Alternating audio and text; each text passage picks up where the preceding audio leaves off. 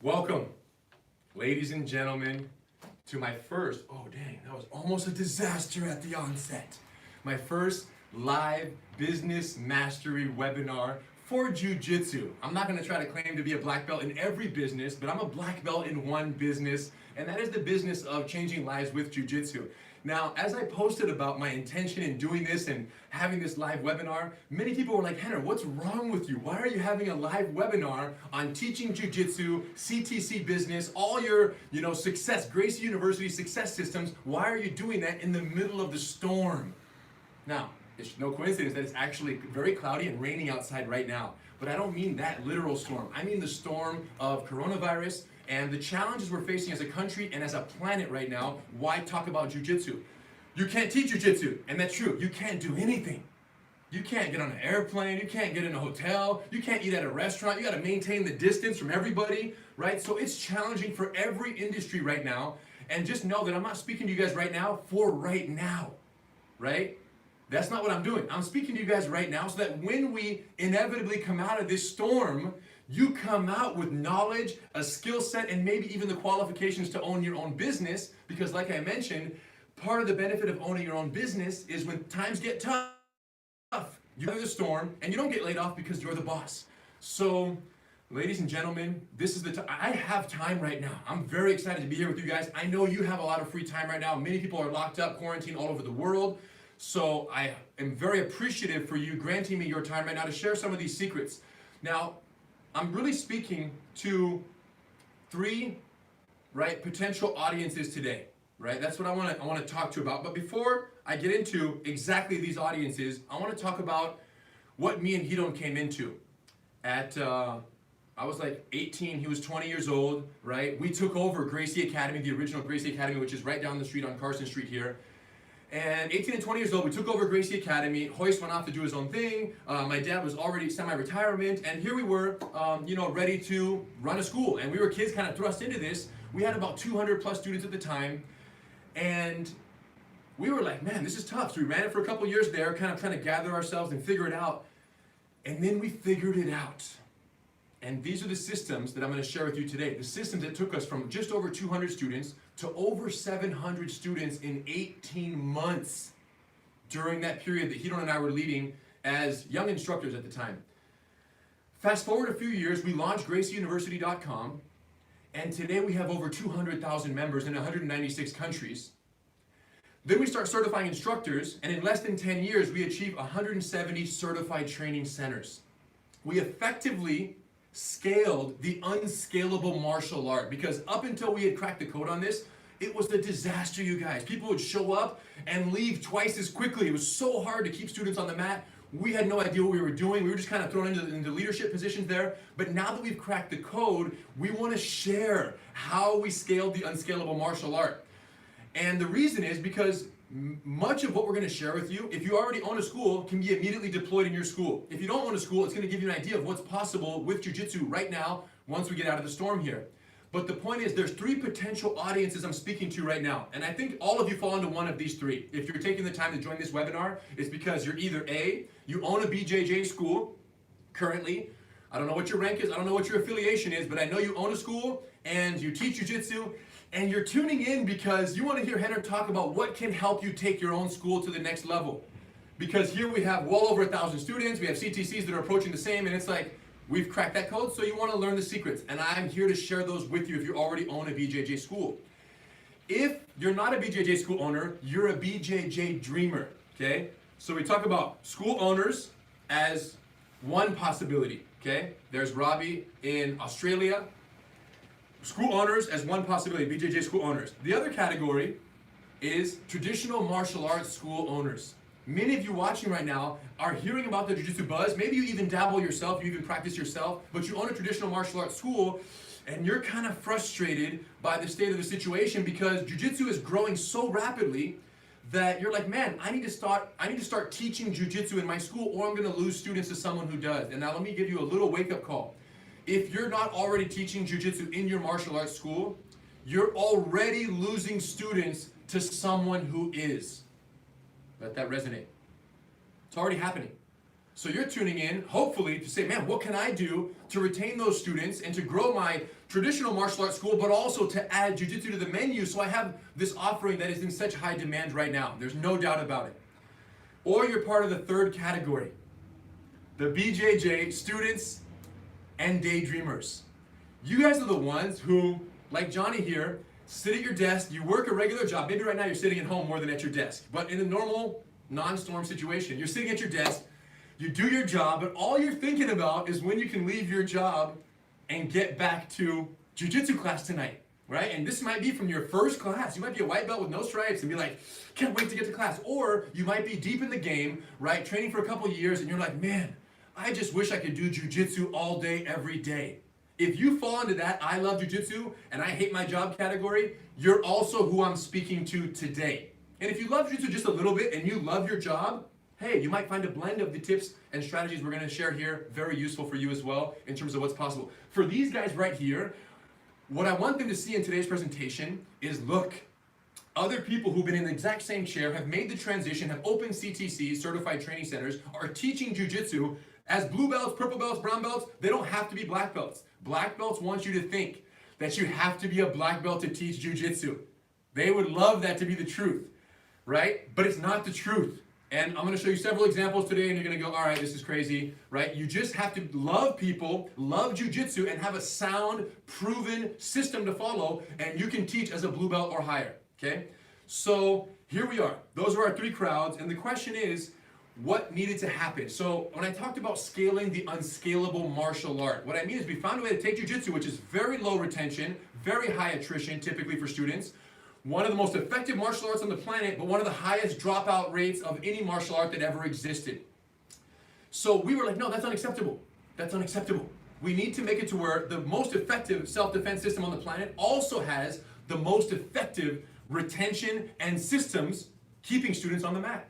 So basically we deployed a 3-phase rollout strategy to scale this unscalable martial art. And phase 1 was to structure the martial art. But in order to understand the reason why structuring jiu-jitsu was so important, you have to understand where we were starting from, because we needed to change the why, the what, the when, and the how.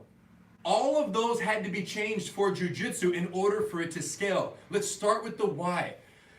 Brazilian jiu-jitsu is a very young martial art, less than 100 years old, right? Since Hélio and Carlos started in Brazil, and then their students and their kids, and then the rollout, and then the Brazilian Revolution, and then coming to America in 1970. It's a very young martial art.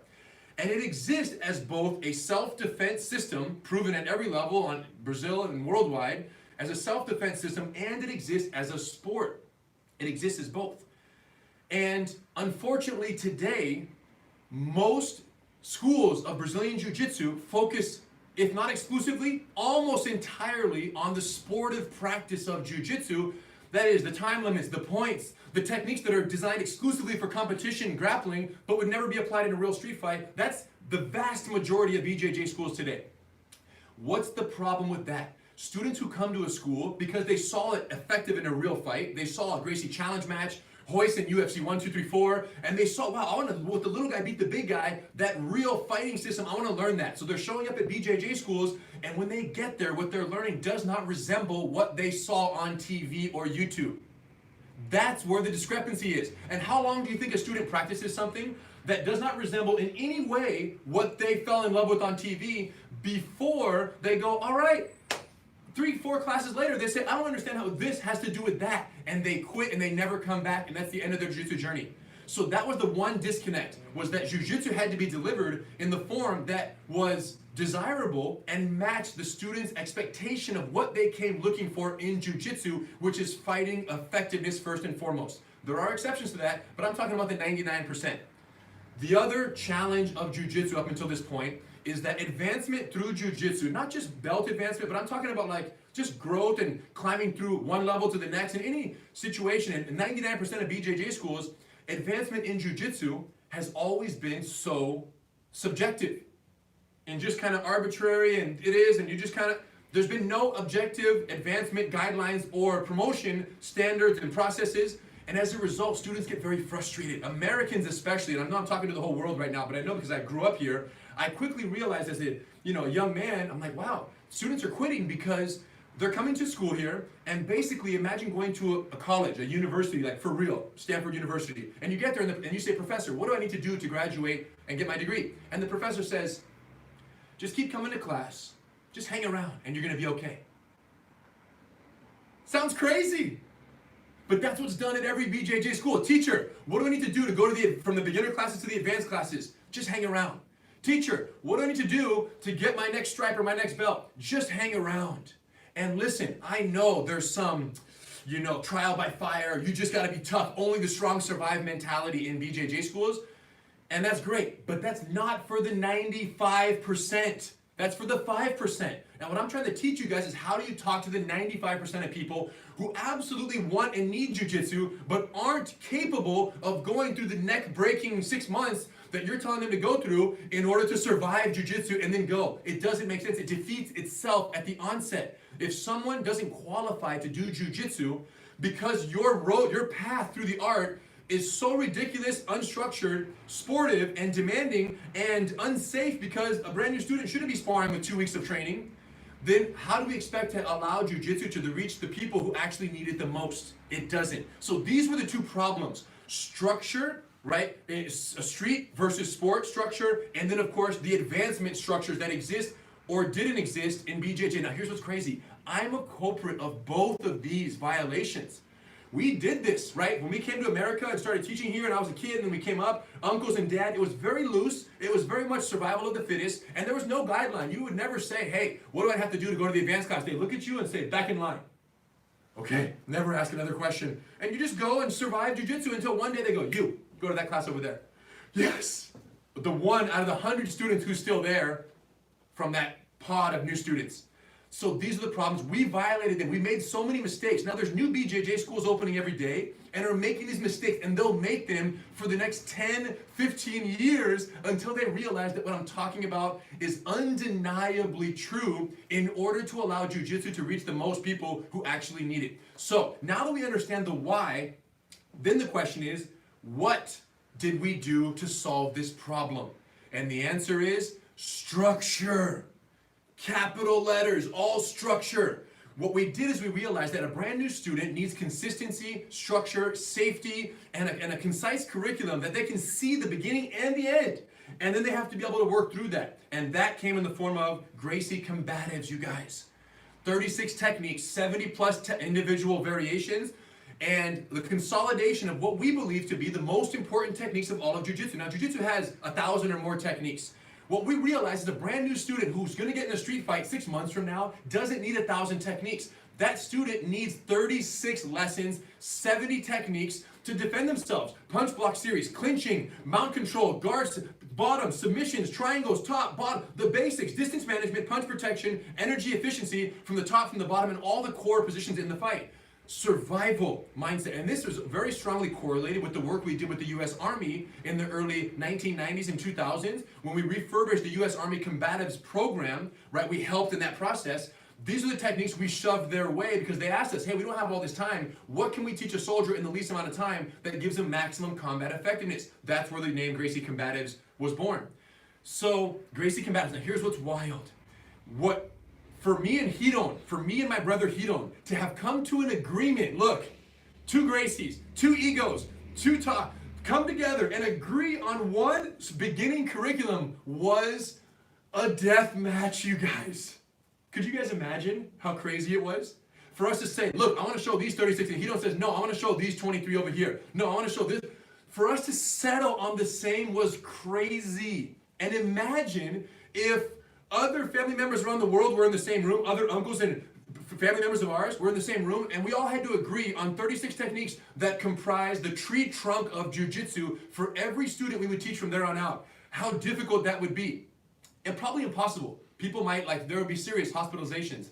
So what happens is, we did this. Me and Hidon came to this agreement for the greater good, right? I had a preference, he had a preference, he said, "I'll let mine go if you let." It was compromise, and we agreed. And once we agreed on these 36 techniques, 23 classes, and the best part is, you don't have to do them in order. You can come whenever you want, no sequential completion requirement. So you come, you learn 2 techniques, each student has their own card. This is Ruben's card. He comes to class, he learns his techniques, he gets a little mark, and he doesn't have to come in order because each lesson is taught with no prerequisite for the student, meaning we teach it to the lowest common denominator. Anybody with no experience will understand every single lesson when it shows up on the calendar. The point is, by us agreeing on this structure, every time Ruben come to a certain class, it would be taught the exact same way. And that consistency felt safe and allowed him to progress at a rate and through a process that was comforting for him. So here's how it looks. Let's say Ruben has done 3 classes. Over here, you can see that he's done class number 4, class number 13, and class number 18. And then over here, we have also, so these are their individual class trackers. There's 3 boxes next to each lesson because the student has to do no less than 3 times each individual lesson before they complete the program, right? Which there's a test at the end of all this. Stripe 1, 20 lessons at least. So once they hit the 20 lessons, we begin considering them for stripe promotion. But we want to make sure that at least a bare minimum. So if someone is super talented and very athletic, and they 5 lessons later, the teacher's like, wow, he has a wrestling background, let's just give him a stripe. No. Let him go through the time. Let him go through the process. So minimum 20, nothing before that to make sure that we award that progress at the right time. But let's say that Ruben is having a grand old time and he's missing. So what happens is the students bring their cards to class real quick. The students bring their card to class. We store it here at GU or at any CTC. They bring it. It already has all their check marks on it because we update it here at the front desk, the receptionist. So they use it as they pair up in the beginning of class as a review guide. Because otherwise, students get so frustrated, you guys. They come to class, they see a move, they see a sweep tomorrow, armbar the next day, guard pass the next day. It keeps getting more and more confusing every class they come to because they have more moves that they're learning that they're forgetting. By having an external hard drive, an actual card that the students can actually refer to and they can hold, and there's something outside their brain that takes responsibility for tracking their progress through the curriculum. Think about how comforting that is for a brand new student. Anyone who's watching who's done combatives, I don't gotta sell you. I'm talking to everyone else who's been through BJJ the hard way and goes, yeah, as a beginner, it actually sucked to come for a week or 2 and then remember that I don't know when we're gonna see that sweep again, let alone the 10 that I already forgot, right? So with Gracie Combatives, it's a cyclic program where it goes over and over again. So let's say that Ruben is missing class number, let's say number 7, and what he does is there's a combatives, oh, there we go. So what happens is this. So your combatives card, you use it for your reel, you have a great old time, and then what happens is we have the Combatives Calendar so that every single student knows which lessons are taught every single day of the month. Imagine that. So if you're missing a lesson, you go, wow, when is it? And you pull this calendar out, and that controls the win of your Gracie Combatives experience. You pull out your calendar, and let's say you're missing lesson number 7, right? Check this out. Missing lesson number 7, what do? Oh, look, July 2nd, lesson number 7 at 6:30 p.m. So now they know that on the side over here, that's going to be lesson number 7, and the curriculum on the calendar that gets sent out and posted online every month is the same as the one that's on their card. So if they're missing class number 7, they say, okay, great, I'm going to come on July 2nd, 6:30 p.m., and I'm going to get my class number 7. And then when they do, they actually show up. It's class number 7 right there. They show up, and this, look at this, card turns into that. Class number 7 gets checked off. They get an additional class on their card over here, so they keep climbing through the curriculum in this manner. So this is how it works, you guys. When someone has this much control of their progress, you can imagine how they can decide when they want to show up. If they're missing a class, they can come accordingly. If they forget a technique, they can say, hey, teacher, what was this move? Lesson number 7, what's a triangle? Choke? Haymaker, punch, defense? What is that? I learned it. It says I learned it, but I forgot. The teacher simply comes in and says, yo, I got you. They pair up. They go with them during the review period at the beginning of every class. There's a 10, 15-minute review. The teacher shows them the techniques. Everyone's happy because we can retain it. But imagine this didn't exist. How would the teacher, they say, I forgot a move. It was a chokey move, and there was kind of a move of a punch. The teacher goes, well, I don't even know what you're talking about, so I can't help you review. Never again. So ownership of information for a beginner is the number one thing. They have to feel like they can hold on to that which they're learning. And more importantly, that every single class they come to, the technique resembles a situation that they could contemplate themselves being involved in a real fight. Imagine if they came for 2 weeks and every move they saw had no resemblance to a real fight. 0. Grabbing, twisting, gi, slipping, doing, up. Imagine if that was the experience for 2 weeks straight. You can imagine the frustration of the student saying, hey, teacher, at what point do I learn how to block a punch when someone's in my guard? Teacher's going to look at him and go, maybe next week? Better question. Teacher, when was the last time you taught how to block a punch from the guard? That's the honest question, right? Because then the teacher's going to say, well, it's maybe been a couple years. What do we do? That means it's going to be 2 more years before you get that valuable. It can't happen. The first thing you learn is the hardest to forget. If I'm going to forget anything that I know, I want to forget all the sport jiu-jitsu moves that I've learned and mastered over the years, and 100% Gracie Combatives, life or death, that's what I need. That's how we created this program. All right, so now the question is, the only thing more important than making sure that it's 100% street and that the student has 100% ownership of not only their progress, but what they need to do to go to the next level. Because once they complete this card, it's fully filled out, and they've done at least 8 months, combatives, reflexes, they can take a Gracie Combatives test, right? Once you master all these, group class, private classes, you can take a combatives test. And if you pass that test, you earn your Gracie Combatives belt. And with that belt, you go into the master cycle, you start focusing on sparring and more intense and more sportive techniques for jiu-jitsu against jiu-jitsu, as well as more street techniques, the remaining 1,000 techniques of jiu-jitsu. That happens after you earn your combatives belt. That's the qualifier. So the only thing more important than the structure and the street applicability of our beginner curriculum was to make sure that no matter what teacher taught the techniques, it was always taught the same. Because me and Hidon, there was a time where our father said, no, nobody else can teach, only Hidon and Henrik can teach class. And it was good because we were killing the connection and we grew, but it was limiting because then we couldn't travel, we couldn't do seminars, we very limited GSTs, very limited, private class, other things that we could possibly grow. Creating GU online, none of this would have been possible if we were restricted to teaching every single class. So growth of a business requires, right, you have to multiply yourself and have other people capable of doing the exact same thing. Well, guess what? We went for it. So now I'm going to share something with you guys that I'm not supposed to share. This one, can you guys see all that? Yeah, it's there. I'm not supposed to share this one. This is when we call it Gracie Family Secrets. Technique-wise, there are none. We've shared them all. It's all on GracieUniversity.com. But this one, I've never shared with the open public, and I'm going to do it right now. And it's so major, you guys. We created what's called the slice presentation formula. Now, when you have Gracie Combatives, every single technique is a trap and roll. Trap and roll has a number of slices: standard variation, punch block variation, headlock variation for Gracie Combatives lesson number 1. Those are 3 variations are slices. Slicing makes it easier for the student to learn. When you teach an individual slice, you have to adhere to the slice presentation formula here at Gracie University, back then Gracie Academy. That's a requirement. So we got a group of very dedicated students and we said, hey, you guys can all be great instructors. Come on, we want to train you. And we taught them the slice presentation formula to ensure consistency amongst teaching groups and making sure that no matter who taught any class, they learned SPF and they all follow the same teaching formula. I'm going to go through it briefly. You're going to learn it in much greater detail when you come through instructor certification program on your way to becoming a certified instructor. So every single presentation starts with an introduction. Right, it's the beginning of every slice presentation. When you get on stage, think of SPF as you get on stage to show a move. We have a formula for that. Introduction has the frame, the problem, and the forecast. The frame is context. Always give context of the situation so that the newest students understand what you're talking about. The problem is basically what life is like without jiu-jitsu in that situation. You have to show, for mount for example, a student needs to see what would go wrong from the bottom of the mount in order to appreciate what goes right once you learn that slice. And then there's the forecast. Forecast is the anticipation of future slices in the lesson so that the students don't ask a bunch of questions early on. It's basically saying, hey guys, we're going to see the standard variation of the trap and roll, then I'm going to show you the headlock variation and the punch block variation in the next couple slices. Now all of a sudden the student knows that I'm going to cover punches and headlocks later, so don't ask about those right now. That's called the slice forecast. Every introduction must have that. After the introduction, we go to the demonstration. It's time to show the move. There are 4 types of demonstrations: silent demo, detailed demo, bad guy demo, and solo demo. Silent, detailed, bad guy, solo. Very important demonstrations. And basically the silent demo is one time doing the technique to where people go, wow, that was dope. It's the hook demo. It's the one that keeps it simple and exciting so the student wants to learn it. This is when you actually show the actual technique.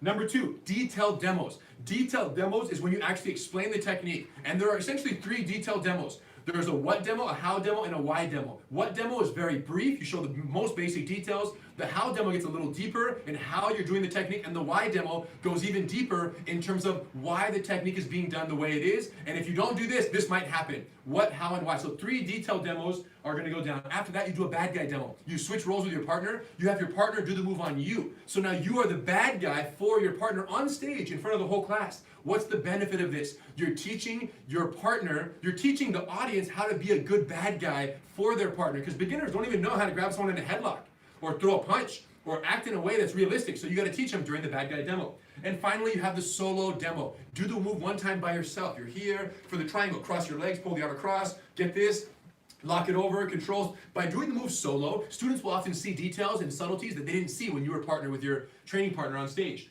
After that, we go into the drill orders, you guys. Very important. Drill orders. Starting position, repetitions, reverse rolls. It's very important that you tell people how to drill the technique. Okay, guys, we're going to do the elbow escape from the mount. We're going to start from the bottom of the mount. We're going to conduct 2 repetitions of the elbow escape, all the way to close guard, and then we're going to reset and switch top to bottom. Reverse rolls, let your partner do it. At that point, they get 2 cycles as well. So, you know what I'm saying? Starting position, rep count, reverse rolls. And then finally, the release reminders. This is so important because it's called give feedback, ask questions, slow motion, help each other. This is so important. We call it GASH, okay? GASH. The reason you need these is because there's a default energy from a brand new student that because we're learning how to fight, they need to fight to learn. They're wrong. You don't got to kill each other to progress in jiu-jitsu. So GASH, give feedback, means help each other. You always want to remind the students, guys, give each other feedback. Ask questions, you guys. We love questions. Slow motion. You don't have to go fast. Smooth is fast. When you're just learning, it's all about retention. Go slow through the technique until we intensify later. And then help each other. At that point, they all work together. So those energy, that vibe is critical. Friends, we taught this to our instructors in Torrance, Gracie Academy Original, in early 2000 and mid 2002. We taught this. After we were confident that they all tested out on this, we deployed them to let them start teaching combatives classes and helping out in other classes on the schedule.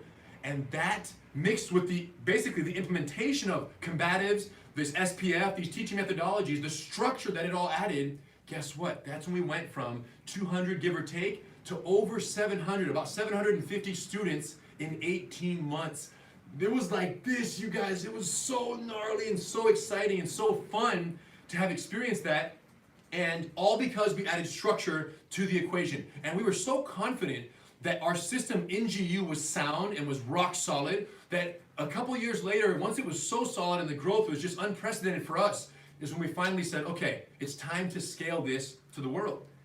So we went for it. Time to scale the art to the world, okay? And this was right around mid-2000s, mid to late 2000s, and we realized that we were very fortunate, A, to have an art that was growing in demand, and B, to have a skill set and a structure of that art that was so proven in a brick and mortar school that let's take it to the world, and no better way than through the internet, right? And that's when we launched Gracie University, 2008, 2009. We threw up the curriculum, we put it online, linear online curriculums from A to Z. Now, what was different about Gracie University back then, and still to this day, is that we didn't just say, okay, let's show a bunch of chokes, some complementary material online for brick and mortar students. We had only one question. If we were going to teach someone from A to Z, from white to black belt, every single day, private classes, what would be the order that we would teach jiu-jitsu to them in? And let's record it in that order and then put it online, compounding in that fashion, so that someone who gets on this path and then works through it linearly, right, could accomplish the same results that someone would get in private classes with us. So we went for it because we knew there were people all over the world who wanted to have access to jiu-jitsu, but for their life couldn't have access to a proper school. So this would be a service to them as much as anyone else who wanted to learn our system. So we put it online. We did this for Gracie Combatives. We did it for Gracie Bully Proof, kids program A to Z, Women Empowered, and then Master Cycle as well, which then went underway soon after that and is still being wrapped up. The final purple and brown belt chapters here on Master Cycle are almost finished and about to be released. So we went for it, you guys. And fair to say, it worked, right? There was a fair amount of criticism because martial arts is very traditional, and it was not a very traditional approach to martial arts, and there was a lot of skepticism whether you could even learn online at all. But it absolutely worked, and you know, now we're way past 200,000 students, active students, in 196 countries.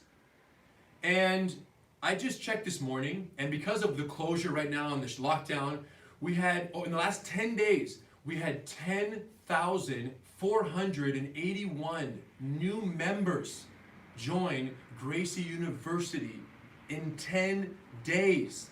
That's over 1,000 people a day, which is 1,000%, right? We usually get about 80 to 100 new members a day. We're at over 1,000 a day for the last 10 days because of coronavirus, people being locked down and wanting to learn online, and knowing that our program is designed specifically for that from A to Z. And these are a lot of students who have never trained anywhere, but more often than not, they're people who train at BJJ schools, and right now their schools are closed, and they're just looking for some type of progression, since most BJJ schools don't have an accompanying online curriculum from start to finish that someone can go through. So it's been growing tremendously. But since its inception, Gracie University, there was always one challenge. People need training partners, right? They need someone to work with, and you can only watch so many videos and make so much progress by yourself. And we never advocated that anyone do the whole thing just by watching the videos. And some people try to misconstrue that and say, yeah, how could you learn from watching videos? You learn a lot from watching videos, but you build muscle memory and reflexes from training with partners.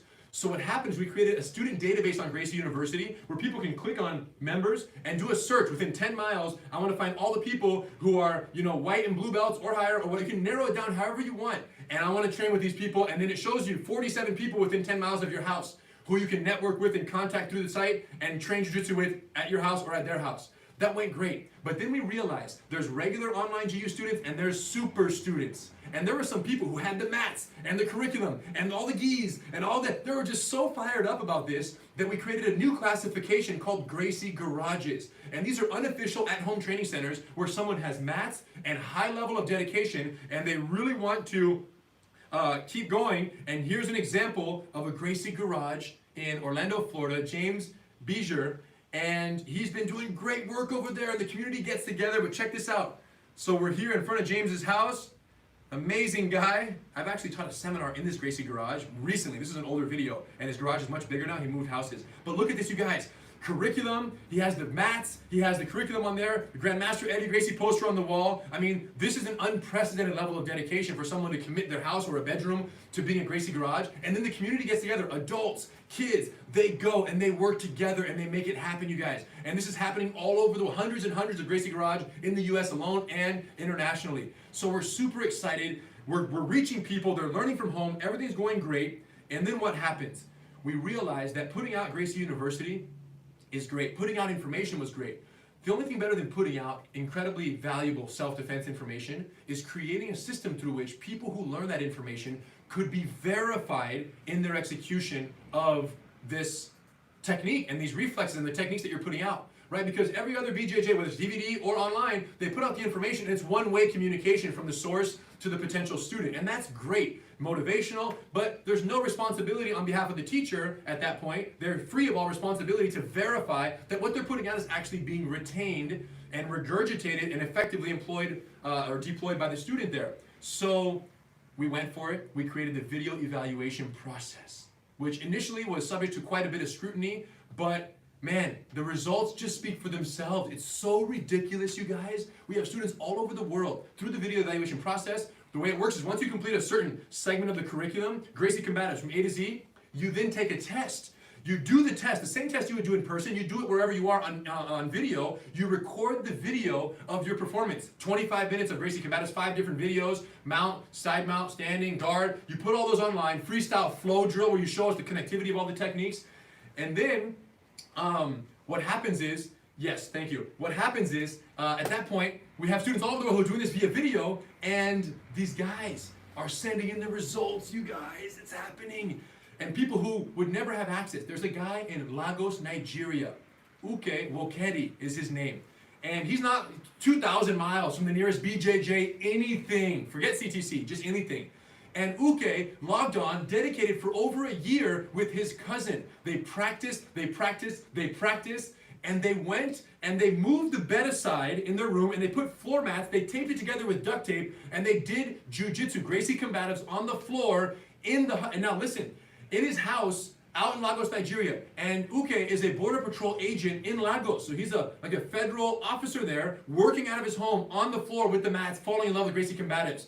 And he went for a year plus, and then he sent us this. This is Uke's Gracie Combatives test, you guys. Now it's hard to see, but those are duct tape foam mats on the floor, the puzzle mats, and he's doing a perfectly applied triangle. And right here, his partner, his cousin, swimming in, turning, armbar from the guard, locking it up, triangle transition from the armbar. Look at that, blocking punches, redirecting and going, and they're going through the techniques. And this part is just the guard drill, slow motion. And best of all is over here, you can actually see the deductions that were made by the evaluators. Every test is looked at by 2 evaluators. At 124, he had incorrect arm work in the video. At 336, insufficient timing and distance control.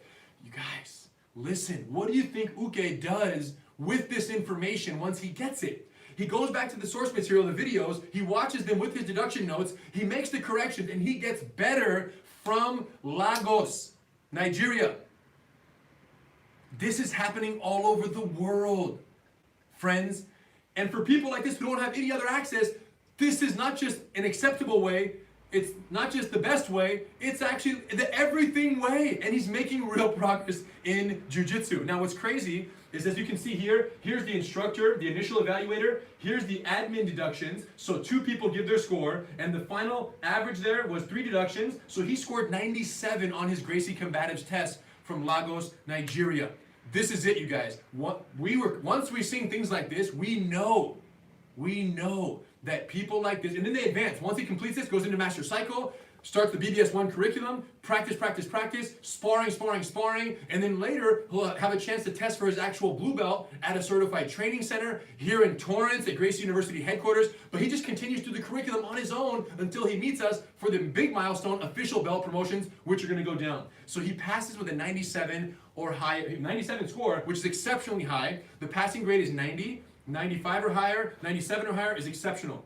So he does that, and guess what? This is what gives us the confidence, not just him, but everyone who's doing this, that it's finally time to essentially certify other instructors outside of Torrance to be part of this process of growing jiu-jitsu all over the world. So we created the instructor certification program where people all over the world can learn our systems and then effectively open schools, certified training centers. And we're going to go deep into the actual instructor certification program after phase 3 discussion. And we're going to go into the business aspect of it, opening the CTC, opening your own martial arts school, the fees. We're going to talk about the business mastery course, so many other things we're going to talk about in a second, including instructor certification program and how deep we're going to go. But first, I want you to see for a snapshot here what happens once you complete the ICP and you become a certified training center, right? You become and one of the prerequisites, amongst others, is to complete the Gracie Combatives test with a score of 95 or higher. And then carry on to the master cycle, advance your skill set, continue sparring and sharpening that sword of jiu-jitsu, earn your blue belt, and then at that point, you can come do the ICP here in Torrance. So what happens is, CTCs, if you look right here, all the green dots are certified training centers. And the way it breaks down is there are 4 levels of certified training centers, and Level 1, Level 2, Level 3, and Level 4. When you complete the ICP at Level 1, you're qualified to teach Gracie Combatives and Gracie Bulletproof because you're still relatively new in jiu-jitsu. 1 to 2 years of training, you're solid in some basics, right? But you're not anything black belt, you're just a blue belt who's trying to help other people learn jiu-jitsu, so that's Level 1. And there's no ambiguity about that. It's on the website. There's no one saying anything other than what it is. And what's crazy is, if you look here, 80% of all CTCs at any given time are under purple belt, which means they're owned and operated by blue belts. This is remarkable, you guys, and they're successful at what they do. And the reason this is possible is because they're not making anything up. They're following the exact system, exact structure, exact card, exact calendar. Everything is turnkey and dialed in for them, and they're helping nurture new jiu-jitsu journeys as a blue belt at these CTCs all over the world. Now, the reason why it works, now you might say, well, Rener, that blue belt, you put him out there to teach. How do you know he's even doing it right? That's a fair question. How do you even know that some blue belt in the middle of whoever is teaching jiu-jitsu and doing it correctly? The answer is this. We have a closed circle verification process. When a student at one of these CTCs is ready to test for their combatives belt, let's just say Gracie Combatives belt, the instructor there will administer the tests on their own student. And then at that point, they do the whole thing. The instructor is the attacker. Boom, boom, boom, putting pressure on them, right? The whole thing, 25, 30-minute test. They have a video recording the whole time. So they're watching the entire thing. They record the entire thing, the test. The instructor uploads that test to Gracie University for Gracie Combatives, and they issue a verdict. They say, hey, Rener from CTC so-and-so, and this one right here, we recommend for promotion. We recommend him at a score of 93. And here are the 7 deductions I made as the blue belt instructor who's assessing our Gracie Combatives graduate here. We recommended 93, 7 deductions, and they send that with all the deductions to us. Our evaluators look at that test, they go over those deductions, they agree or disagree, and here's what's so beautiful, you guys. This is where the instructor gets better. If the instructor said -3, -7, 93, and we say -10, 90. Think about that. The 3 additional deductions that we made that the instructor did not denote in their submission of that student's test are what? Those are indicators that the instructor did not recognize those errors in the student's performance. So when the instructor sees 3 additional deductions that they didn't recognize, what does that do for their teaching next time around? They're going to go back to the videos, the source material, they're going to watch, come to Torrents, do some classes, whatever their source of instruction is, they're going to go back, they're going to sharpen that sword, and then they're going to teach it better the next time because they got the deduction notes from us on their own performance. And that's the beauty, you guys. And that's how we know that what's being taught at CTCs around the world isn't just identical to what's being taught at headquarters, but it gets better over time because of the closed circle feedback mechanisms in place to make sure that every student is assessed from the CTC and from headquarters to then say, okay, what can we do better to teach the next student even better? So over time, our instructors at CTCs, even blue belts, they don't get watered down. They get watered up because the cycle makes them better every single time. And this is happening, you guys, all over the world, this type of growth. And we know it because it's been 10 years. We're at 170 certified training centers in 10 years.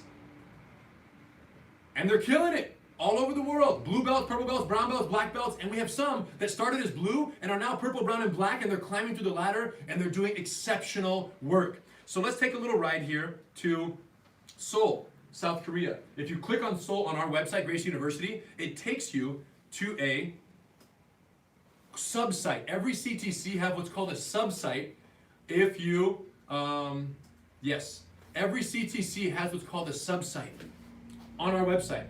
So if you go to gracieuniversity.com/Seoul, it's your own website within the website. And on your CTC sub-site, right, you have everything. Class overview, you have the instructors, photo, bios of the instructors there. You have a video tour of your school. You can show welcome video so they get to know you through Gracie University, right? They're allowed to have their own website, but this is on GU to make sure you get the maximum amount of traffic as a CTC.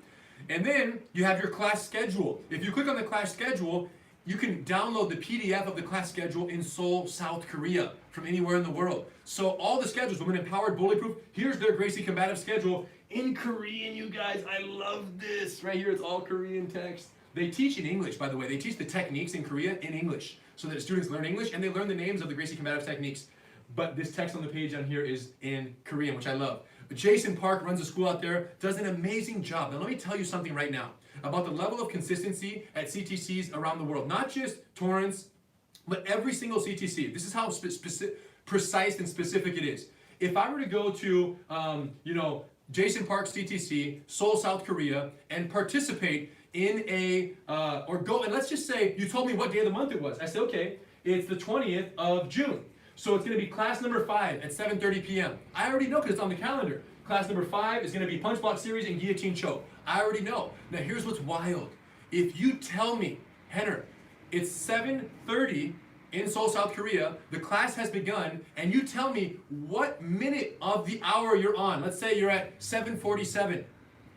I can tell you exactly what slice is being taught at that school at that time. Because I know how the structure of one class is done through our instructor certification program and how they learn teaching from A to Z and how to administer these programs. I know what is being taught on the hour at that moment in Seoul, South Korea. And if you tell me, Rener, or let's say I showed up to Korea in that class and it was 7:47 in class number 5 on 7:30 p.m. on the 20th of June. And I showed up in that class, and I walk in, and Jason is teaching, and all I need to hear is one sentence of Jason's articulation of the slice, of the technique, and I'll be able to tell him to stop Jason, can you step out? I'll step in. And without repeating anything he's done in the entire class, I could finish the entire class. I could finish the entire class perfectly without knowing anything other than one sentence while he spoke. If I hear one sentence, I know where he is in the SPF, the Slice Presentation Formula.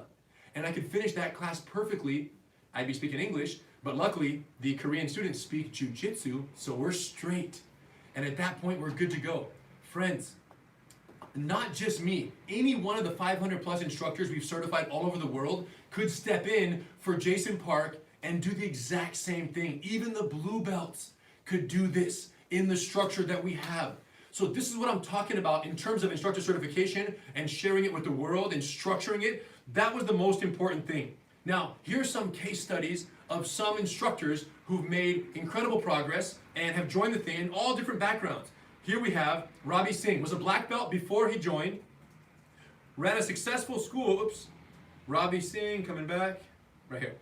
So Ravi Singh, black belt, joined the organization, was with a different jiu-jitsu affiliation, and as a black belt, successful, great, athletic, talented jiu-jitsu practitioner, he was always hovering around 120, 125 students at his original school. And then, you'll see some footage here. Let me go back, stand by. There he goes. Let's see. Oh, here we go. Cool. So there's Ravi sitting with some kids. This is his original school. He did the ICP with us, finished the ICP, came out of, this is him here at the ICP with us, opened his new school, had to change locations because in under 3 years, Ravi went from 125 to 650 students. You guys, he's now one of the largest schools, if not the largest school in all of Australia. He's in Burwood, which is in Melbourne, Australia. Ravi does an incredible job down there, runs the systems perfectly. Now what I'm trying to point out here is Ravi's belt color did not change in the onboarding. He didn't go from, right, he wasn't a blue belt and then got a black belt. He was a black belt and was still a black belt when he was done. The only thing that changed was the operating system Ravi was running on, which took him from 125 floating to 650. Now, Ravi's one of my best buds now, comes down all the time, he's here all the time, almost like he lives in the mat here, comes to Torrance all the time from Australia, so dedicated. And Ravi confessed, he said, Henry, you know what, I have to tell you something. Before we did the ICP, we had heard about it, people talk about it in the affiliation, we knocked it off. Instead of doing Gracie Combatives, we called it Street Combatives, our program. And instead of 36 techniques, we had 38. And this is before, 100%, on the red mats I showed you. He said, here's what's crazy, Henry. It didn't work. Now that he's done this, he only confessed way after the fact. He said, we knocked it off, we did the identical. Instead of women empowered, they did street smarts for women, right? So we knocked them off, tried to do the same, run like a dog, walk like a dog. It just didn't work.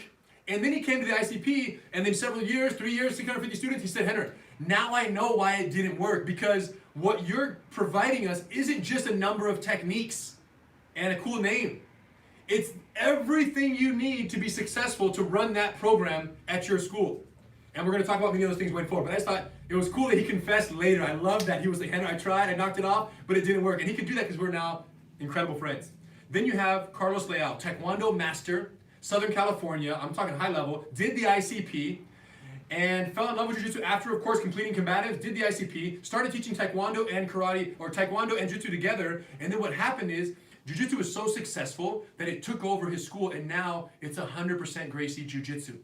His Taekwondo sign isn't there, it's a Gracie Jiu-Jitsu sign right now. In his case, he was a traditional martial artist, thought, man, I gotta dabble in this jiu-jitsu stuff, he started messing with it. He actually trained a lot online, but also did some private classes early on here in Torrance. He would make the drive and do some private classes with Brian Ortega, was his instructor actually. And they did the privates and they did back and forth. He developed, completed Combatives, went in, Master Cycle, got his blue belt, did the ICP. You guys, went back, started teaching both programs. Jiu-Jitsu just took over. Not only did it take over in terms of the popularity of the classes, it took over in his passion. And this is, it's not a requirement, by the way. It's just the reality, and I wanted to point that out. It took over in what he wanted to spend his time teaching, because he also has a full-time job. He works 9 to 5 as, I think, an engineer, electrical engineer of some sort. So he has a full-time day job, and then at night he has his Gracie Jiu-Jitsu Certified Training Center here in Southern California.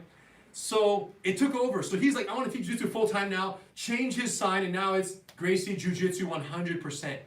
So, and his daughter is also an amazing certified instructor. Selenia started as a blue belt. She's now a brown belt. They're all amazing, you guys.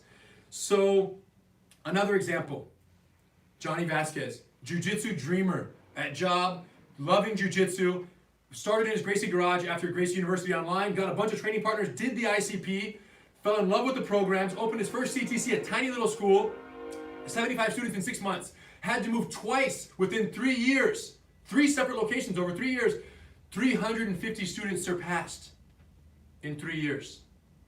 350 students on jiu-jitsu. None of them right now because no one's training because we're closed, everybody's closed. But 350 students, active students, as a blue belt in jiu-jitsu.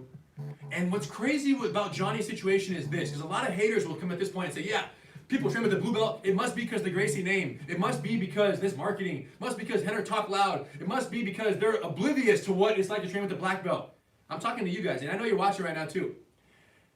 Listen, Johnny is in a city, Apple Valley, California, that has no shortage of black belts and UFC gyms and other places where there are high-level jiu-jitsu within 5, 10, 15 miles. So everyone who trains at Johnny's school has a choice.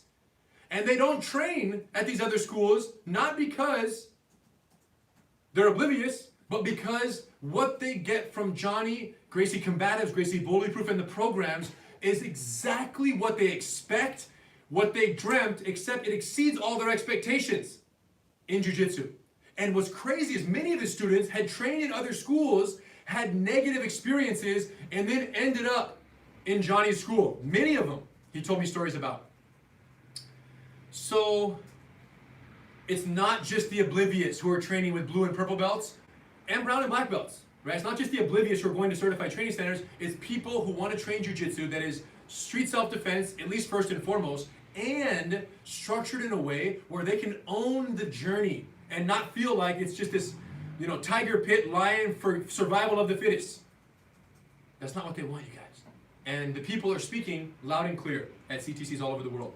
So these are just some examples, but we can keep going, but we got to wrap this up at some point, but we got to get into the business talk. Once we had so many successful CTCs from blue to black belt, killing it, hundreds of students, right? An average black belt BJJ school might have, 120. We saw Ravi, 120, 130. If you have 200, you're a big BJJ school. No, CTCs with blue belts are 200, 300, 400 and more. This is happening all over the world, you guys. Now, depending on the territory, depending where they're at, it's not every single one, but they're happening because the systems work and the instructors and the teaching methodologies are scalable. So, once we knew we had this system of creating schools and creating instructors so dialed in, with the quality maintained so high, it was time to sell it to the world. It was time for us here at headquarters to proudly go out and let the world know that we have created a network of incredibly talented, highly dedicated, professional schools of martial arts that will cater to them in the same way we would here at Gracie University headquarters, and we'll do it with a quality and a precision and a love and a teaching methodology and a courtesy and consideration. You're not going to be embarrassed. You're not going to get injured. You're not going to feel less than. You're not going to be told to spar with someone else with 3 weeks of training and crack your rib and not be able to train anymore and have to quit or jam your finger because you're a doctor and you can't afford to hurt your hands. That's not going to happen. Not on our watch, you guys. We have the best schools in the world when it comes to structure, safety, and street readiness. No one comes close. This is what I'm talking to you guys about. And we knew this. And particularly, there are some amazing individual schools out there. But when you talk about a network of over 150, 170 schools and growing, no one comes close to the ability to serve that many people. So now, Hiron and I were like, yo, let's buckle down. It's time to let the world know that we're here. And luckily for us, UFC, every single weekend is an infomercial for jiu-jitsu. Not right now because they're on hiatus. Hopefully they'll kick back into gear soon because we love it. The UFC airs, amazing chokes. There's Brian right there wrapping Cub Swanson's neck. One of his fights there, we did great. So the point is, jiu-jitsu's being used. Joe Rogan is like, yo, jiu-jitsu. He's a black belt. Gracie jiu-jitsu. You guys, so the promotion for jiu-jitsu with Brian and every other submission in UFC, it doesn't have to be our guy. It could be anybody who does jiu-jitsu. Jiu-jitsu's getting the infomercial every single weekend. There's a problem. People watch jiu-jitsu with the same disconnect that they watch professional sports.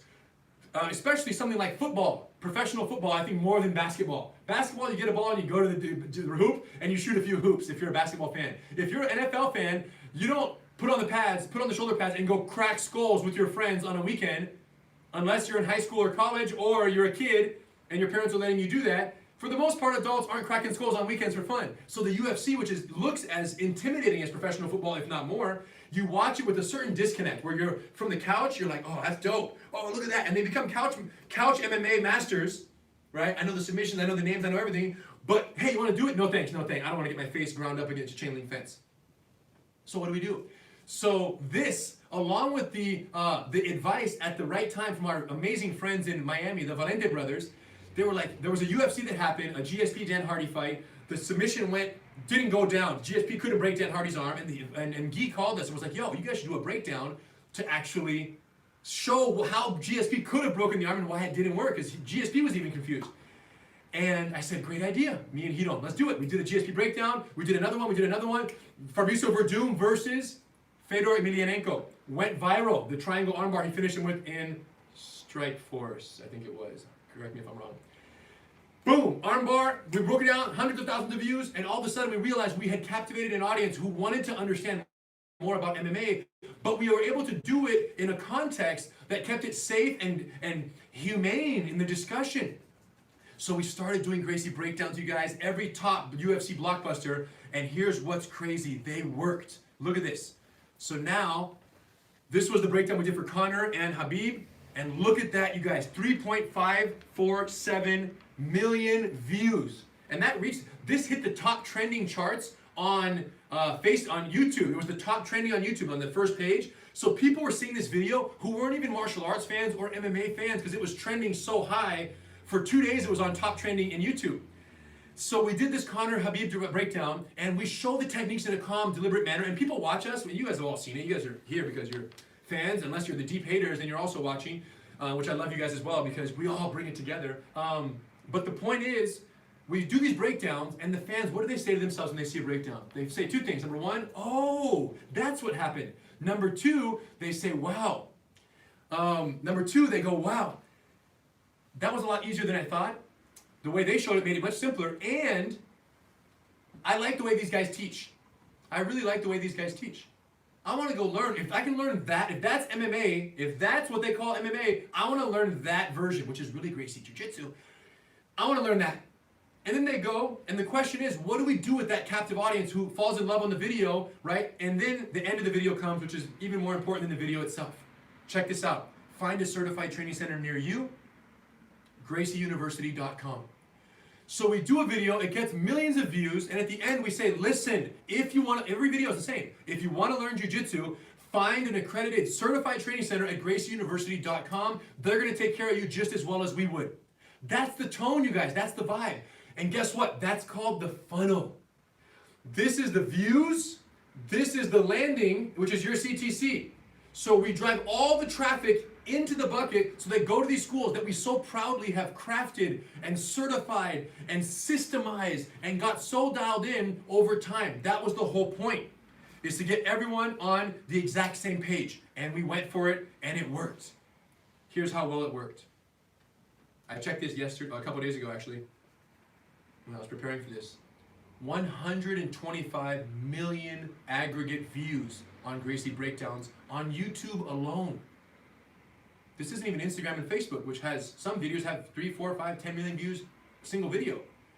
So we're looking in the hundreds of millions of views here of people who've been captivated by the simple, effective nature of jiu-jitsu, by our energetic, the energy teaching, and then the funnel to say, yo, go find a school, CTC.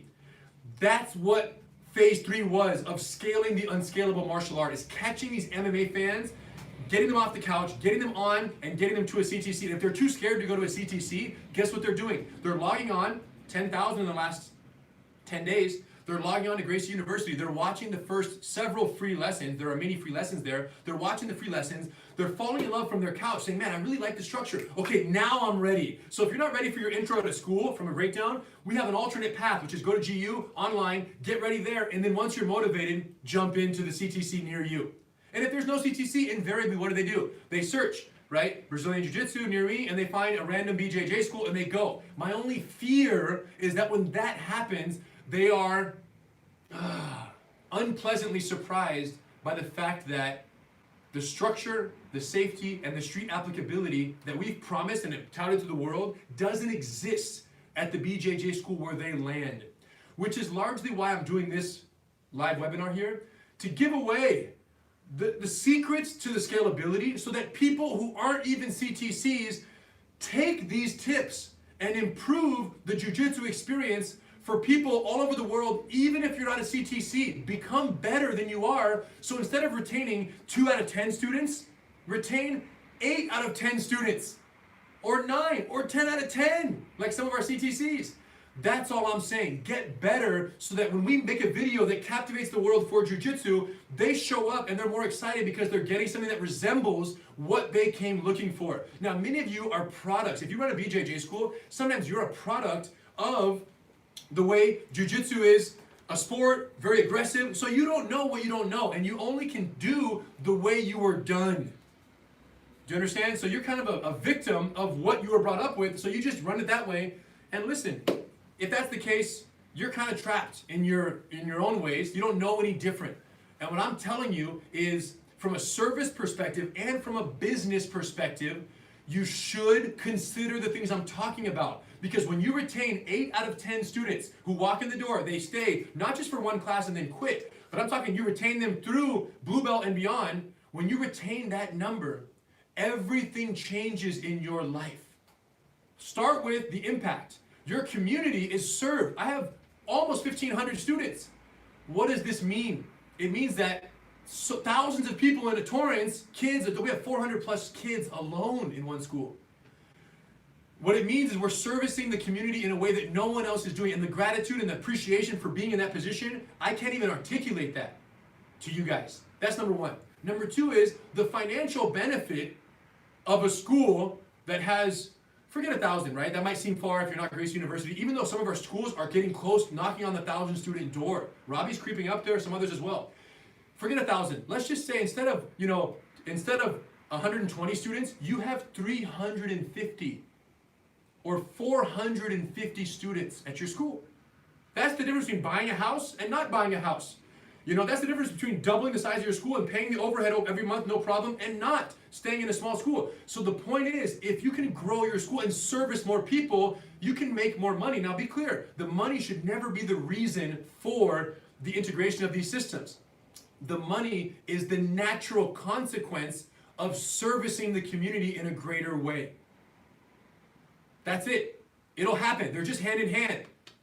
For me, money is just the measuring stick of how many lives am I changing. That's it. It's not the driver, because if that's the case, there's a lot of other things you can do to make more money quicker, right? Other professions. Jiu-jitsu is a service profession, and if you serve, the money will follow. So on both fronts, you guys, it's so important that you make these considerations. Now, how do I know that Gracie breakdowns are crossing all barriers? Check this out. This is the shift briefing room at Santa Monica Police Department, right here in California, down the street. And they're watching a video on a projector before they go out on their shift. How do I know? Because the text message was sent to me by one of my best friends, Officer Mike, saying, hey Henner, check out this video that my guys, and gals he meant, are watching. And it's one of my Gracie breakdown videos, a self-defense video I did with a friend, Asia Dang, that, look at this. If you look closer to the video, 5 choke defenses, 2.5 million views on the single video. And one of those views is Santa Monica briefing room of the crew. How awesome is that? A police officer sends you a video of cops watching your breakdown that isn't even a cop breakdown. It was just choke defenses for women's self-defense. That he sends you that saying, Henner, thank you for the breakdown. This is what we're doing right here, showing my team. It's crazy. It's crazy how far Gracie breakdowns have reached. And it's not just women, it's everyone, you guys. Military and law enforcement, GST, videos, program integration, women's self-defense, they're doing it. Kids, you guys, it's ridiculous. CTCs all over the world, killing it with Gracie Bullyproof, Combatives, all the programs are in full effect, women empowered. It's happening, you guys. So the time is now. The jiu-jitsu train is moving. If you're on it, you're set. If you're not on it, you're gonna get run over by someone who is. If you're not on it, right, when I say not on it, I mean like you're a traditional martial arts school and you're not teaching jiu-jitsu, they're coming. You got to incorporate. If you're a BJJ student and you look at this, it's time to get excited about, wow, I could really get in and be part of this, right? I could eventually have a CTC, teach and change lives. It's totally possible for you to do this, you guys. And we're going to talk about the specificity of that in a second. But first, I want to talk about something called the Territory Reservation Program. Something brand new that we just started because we were running into trouble. In the past, the way it would work was this. To open a CTC, you had to complete Gracie Combatives, score 95 or higher, right? Get some sparring in, get some master cycle in, and then pursue your blue belt. And then at that point, you apply, but the prerequisite of 95 or higher to even apply for the instructor certification program, which is a 60-day online course, and then you come here for the live evaluation. You had to do that before you opened your CTC, which is when you would reserve a territory to operate your CTC, your school in. That made many challenges because people in the same territory would be pursuing the same dream, and one guy would pop his head up and complete that process first, get certified, open the school, and then the guy who's been working this whole time from his house in his Gracie garage, learning Gracie Combatives, Gracie Bully Proof, that guy or girl couldn't do it now because that territory gets locked up because we give every CTC an exclusive territory in which to operate, which is a 10-mile diameter, 5-mile radius in every direction. So hearts were broken, you guys, because of the delayed territory attribution process. So we created a new program called the Territory Reservation Program. And the way it works is anyone who wants to one day establish a CTC, meaning you're very new, absolutely falling in love with jiu-jitsu, but you're early in your Gracie Combatives career, or you're a black belt who is just frustrated by how things are going and you're ready to make the transition to a more systematic approach to jiu-jitsu, either one of the people on the spectrum can reserve a territory now through this new process. You can reserve it before all the instructor certification, all the Gracie Combatives, right, finalization and training takes place. The way it works is you submit the inquiry. There's a red button here. This is a website, and I'll talk to you more about specifically where this is, but the way it works is this. You submit an inquiry where you get your name, your information, some detailed background on you, your training background, what extensive, where you've been, what you trained, everything we need to know, the basic questionnaire. Submit that and your territory. And even if you don't own a school, you put the zip code of where you're thinking about opening a school. And then we get it. And then we do a process. And this is Vancouver, Canada, right now. There's Vancouver, Canada, the normal map, and there's Vancouver, Canada, the TRP, Territory Reservation Program map. These are four separate inquiries from people who are contemplating opening CTCs in Vancouver. So what we do is we take your inquiry, we give it a circle, and we make sure that it does not encroach on the territory of an existing CTC, that we keep that bubble, we keep you guys safely away from one another. That's the main thing we have to check for. And we have to check to make sure there's no other person in the pipeline who's applying for the same territory. So once we verify that your territory is available, then we respond to you and we let you know that your territory is on temporary reserve and that you can go into full reserve for by submitting a full territory reservation TRP application. So first is the inquiry. That's just the feeler. That's free, and that's you just say, hey, what's up over there? How does this work? How's it going to go? Then there's the TRP application where you say, hey, I'm ready to lock down this territory and begin the 12-month learning of Gracie Combatives and the online instructor course and all the processes for the actual certification of an instructor. I'll begin that once I lock in my territory and I have that more secure.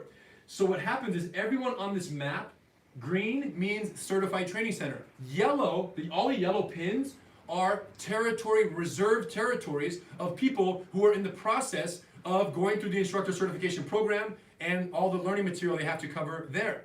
So the way it works is, at that moment, when you say, yes, I want to reserve my territory, you pay the ICP, the instructor certification course fee, which is $1,600, okay? So you pay the ICP fee, which previously you would only pay when you're ready to do the ICP and you're ready to open your CTC way later. Now we're saying, hey, you pay this ICP fee now, $1,600. Not only does that cover you all the way through to the ICP. You're actually prepaying that, but we're gonna lock your territory for 12 months while you learn the material for the instructor certification process. So if you're a purple belt, let's just say, and you've been training BJJ at another school or wherever, and you want to open a CTC, great. So now you prepay, you lock the territory, it's on the map, there's your dot, and it looks like this. If someone clicks on it, it pops up. Next Level Martial Arts, yes, and then contemplate the name of your school. This is in Gilbert, Arizona, and they're contemplating, so they're there. They exist, but they're not a CTC yet. So you're prepaying for the ICP, $1,600. What it gives you is 12-month reservation on your territory. It gives you Gracie Combatives and Gracie Bullyproof curriculum access for free. We include that with the TRP fee. So otherwise, you would have to buy the Gracie Combatives, buy Gracie Bullyproof, and then pay for the ICP fee later. Now we're just saying, look, if you commit to the process, we're going to hook you up with the curriculum to learn, and then you have 12 months to learn and study that material, which is sufficient. If you dedicate and you get down and get together, it's more than sufficient for people who put in the time regularly. And you complete that 12 months. At the end of the 12 months, by then, you will have to have completed and passed Gracie Combatives with a 95 or higher. And at that point, you initiate the online instructor course, which is a 60-day online course. And that's where you learn how to teach jiu-jitsu. Okay, 100%, all the teaching methodologies, everything goes down. At the end of the teaching of jiu-jitsu, learning all the teaching methodologies, you submit 5 videos demonstrating proficiency in those teaching methodologies that you learned on those 60 days. And at that point, if those videos demonstrate those teaching skills at a high level, you come to California for the live evaluation.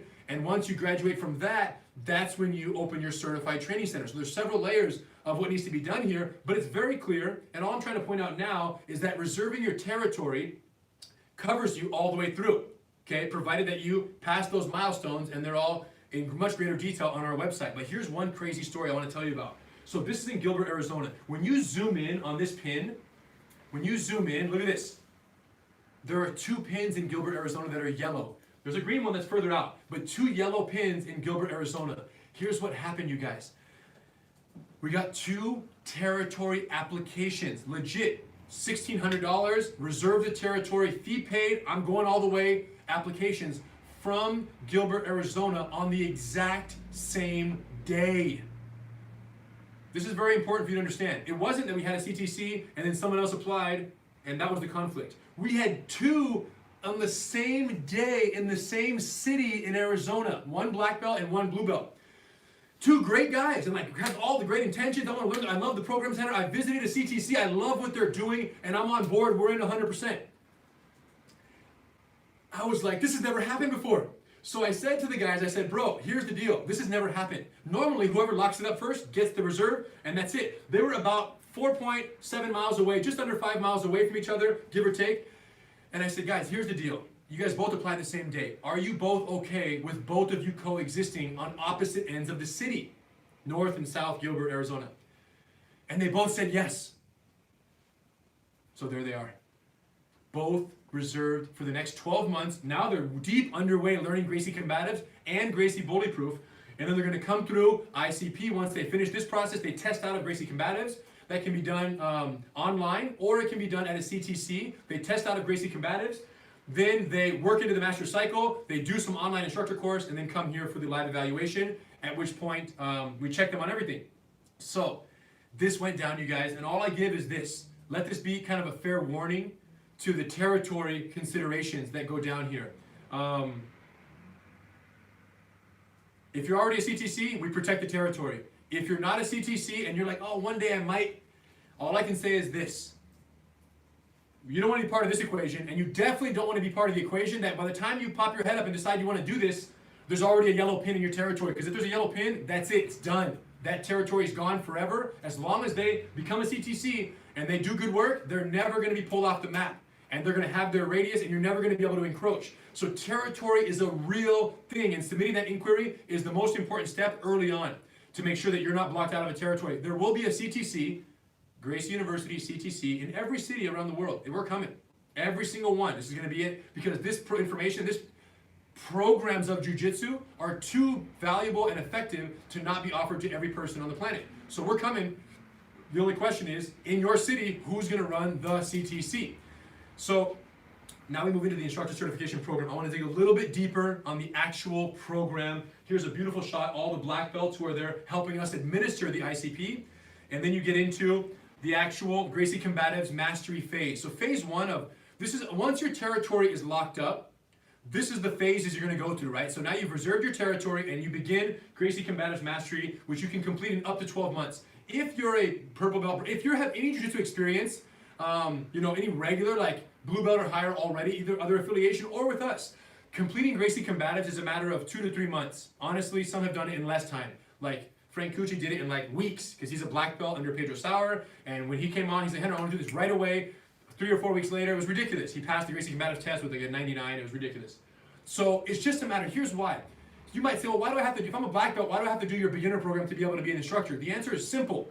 Our promise is one of consistency and scalability and quality all over the world. And if you don't speak the language, if you don't know the slices, the names, how to teach this, and all the details of that program perfectly, I can't promise to the world on a Gracie breakdown that you are Gracie Combatives 100%. I just can't do it. So I need you to meet that quality standard and speak the same language, even if you're a black belt. Now, if you're a lower rank, you're going to learn the very curriculum that's going to allow you to then turn around with our teaching methodologies and help other beginners to come up in jiu-jitsu, and then you're going to keep climbing your rank right ahead of them as you climb through the master cycle, and you're literally pulling them along on your journey to black belt. They're coming with you.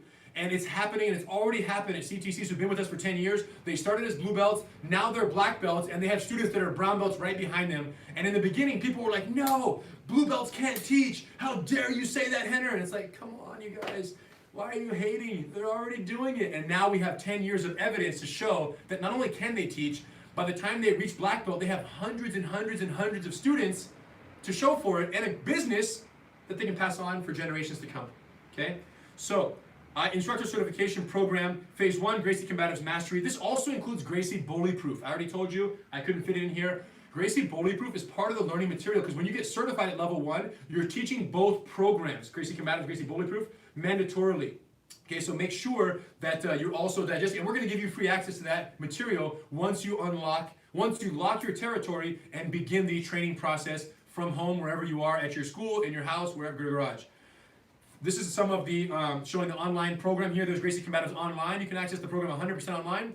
But it's also entirely accessible at a certified training center. If you live a driving distance from a CTC, go to the CTC, become a student there, do group classes, do private classes. So you can, even if you're a black belt and there's a blue belt CTC, go to the CTC to learn Gracie Combatives from someone who's teaching it day in and day out. You're gonna love it. You're gonna see the structure. You're gonna get a chance to feel the programs, right, in full effect at that CTC, wherever that is around the world. Please visit them, okay? And then you go into the phase 2, online instructor course. So after the combatives, if you pass the score 95 or higher, at that point you unlock the Gracie instructors online, the Gracie University online instructor course, OIC. This is like 60 days. You have to complete this course, 52 online lessons. And let me just say this, it is robust, you guys. This program is everything. Here's a short clip of that instructor program, lesson 22, group class orchestration.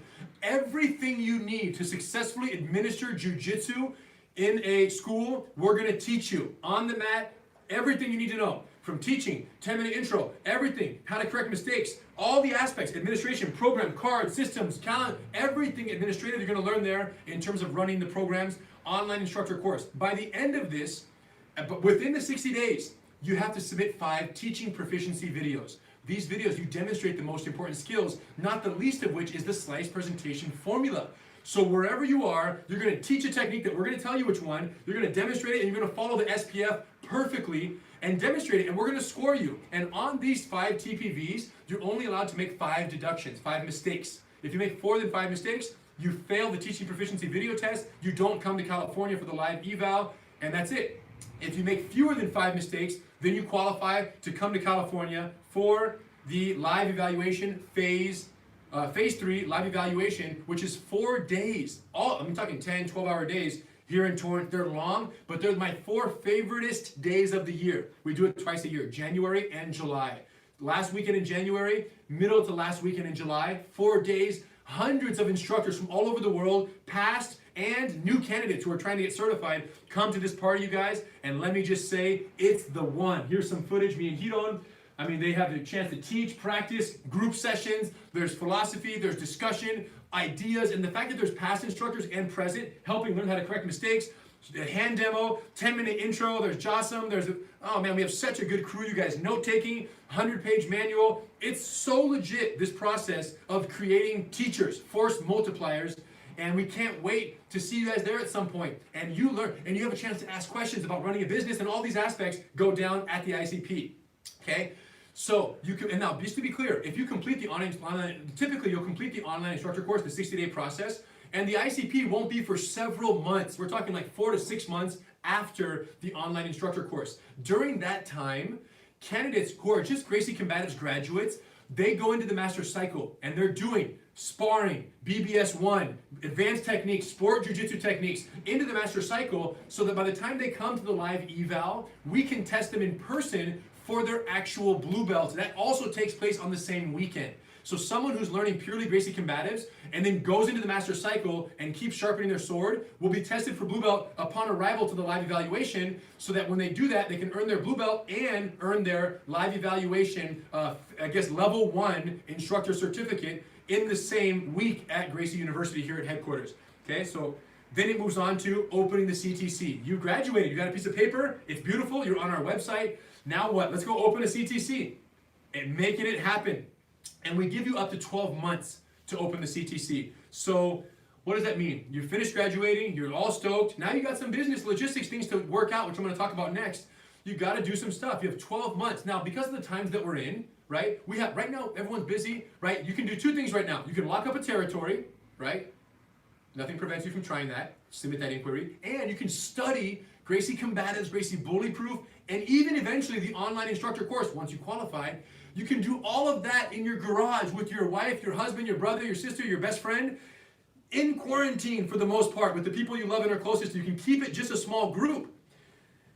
That's the beauty of what you can do right now. And then once you come to the live evaluation, once we have our next live eval or the one that you are qualified for when the time comes, several months or longer down the road, you complete the ICP. At that point, you have 12 months to open the CTC. So that the discussion we're having right now will be actualized in, 6 months, 12 months, a year and a half from now is when it becomes this new life and new business and new venture and new partnership for you guys and for us.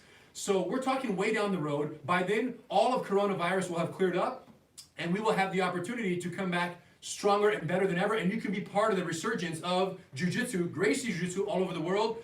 And people are going to be dying to get to do something physical. And it's going to be exciting. Okay? So here we go, 12 months to establish. If 12 months isn't enough, we can extend that based on the circumstances, depending what's going on. So don't feel pressured. Feel like you can go through all this training, all this process, complete the instructor program, get certified, and not have to pull the trigger necessarily right away. 12 months is the window we'd like you to open your CTC, but if not, after that, it's all case-by-case basis, but know this, we're going to take care of you. It's going to go down.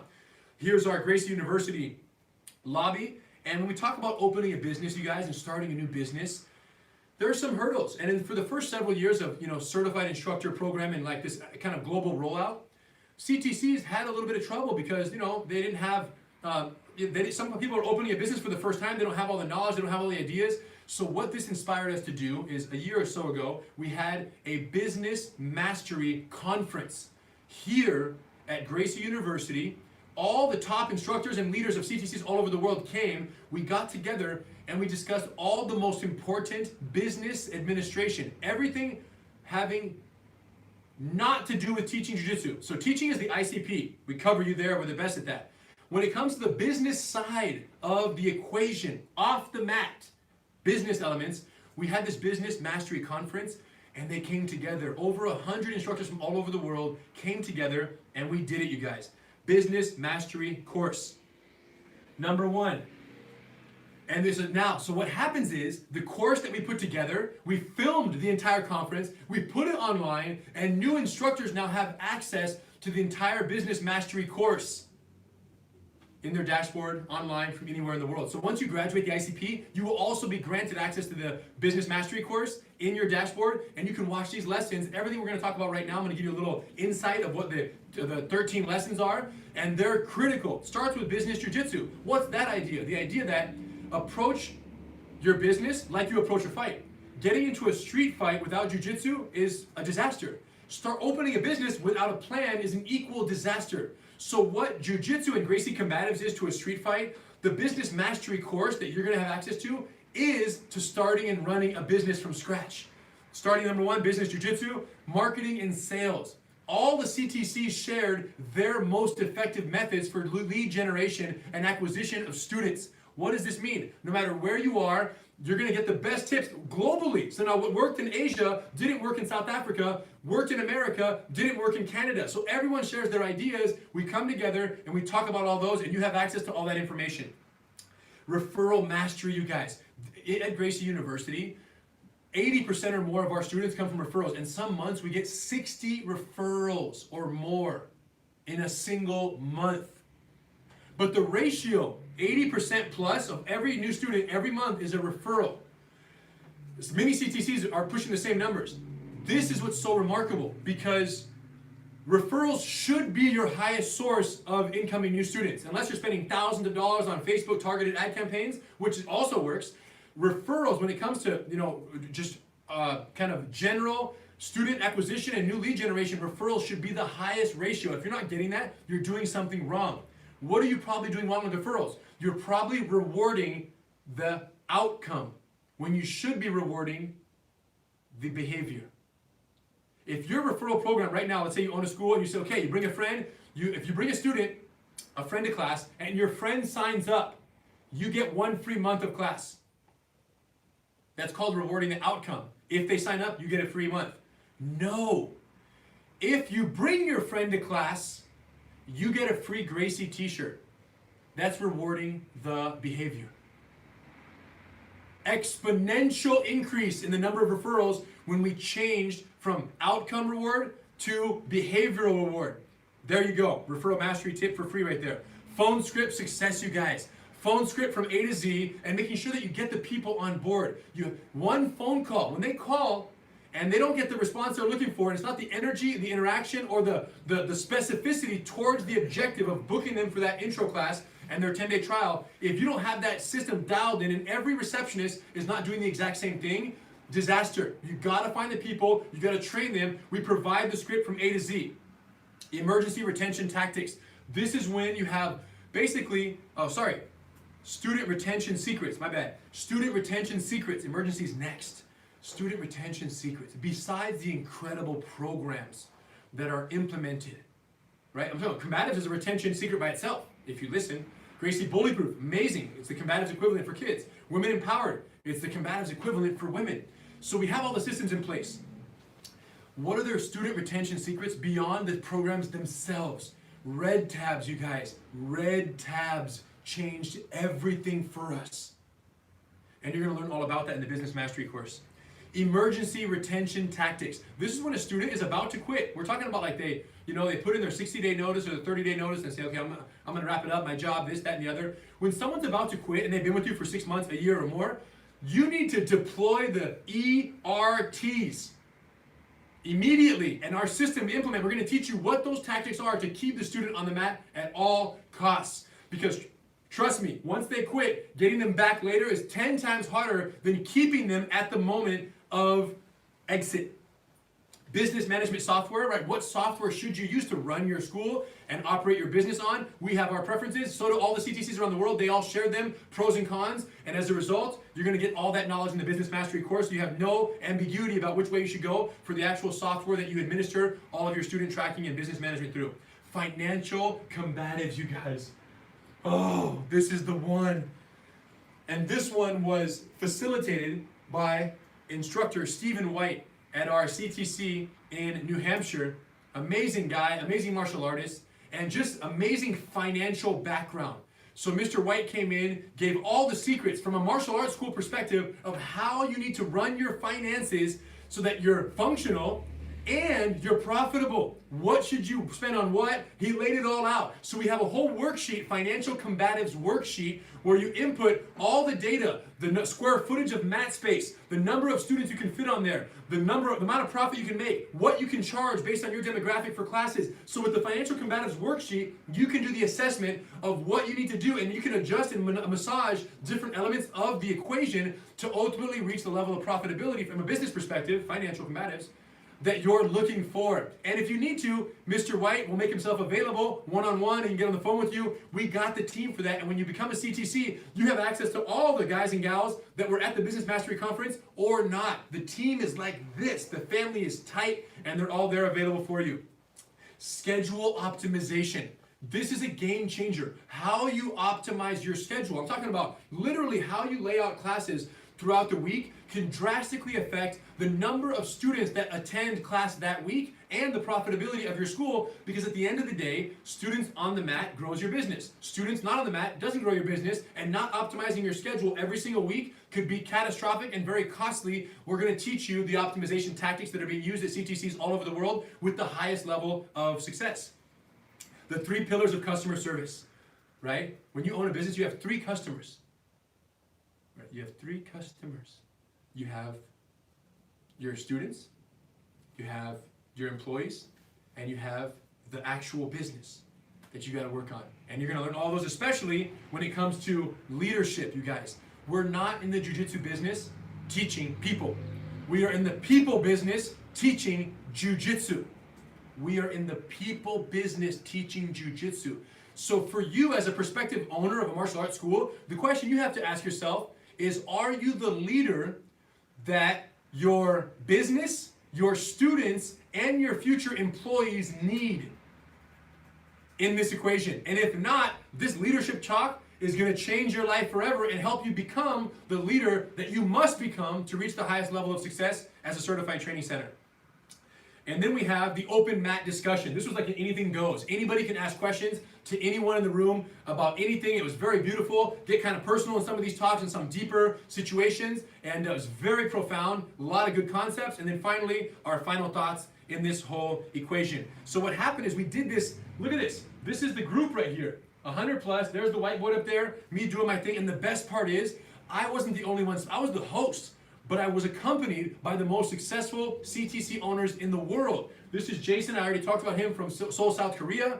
We have many others. Jason came in and talked about marketing in a foreign language, in a foreign country, an English martial art, an American English-speaking martial art. How do you translate that for the world and his world, which is Korea? So he gave a great speech on that. And if you're in a foreign-speaking nation, you're going to follow Jason's advice to be successful in your own country. He's killing it over there. And now many other schools have opened up in his wake, because of what a successful job he's done marketing Gracie Jiu-Jitsu and CTCs in his region. He was the first though, he'll always be the first and the leader in the region. Now, when we talk about benefits, okay, actual CTC benefits, now you're like, okay, Business Mastery sounds dope. That's actually a great benefit. The Business Mastery course, I don't know of any other affiliations that offer that level of support and that level of business help at that level. So I can't wait for you guys to log in and check that out. Now, here's the deal. When we talk about actual benefits of becoming a CTC, number one, is the proven and proprietary programs that you're running off of. What does that mean? You have programs, they're proven, 1,000 plus students, CTCs with hundreds, right? This is unprecedented. So proven is there. Proprietary is interesting.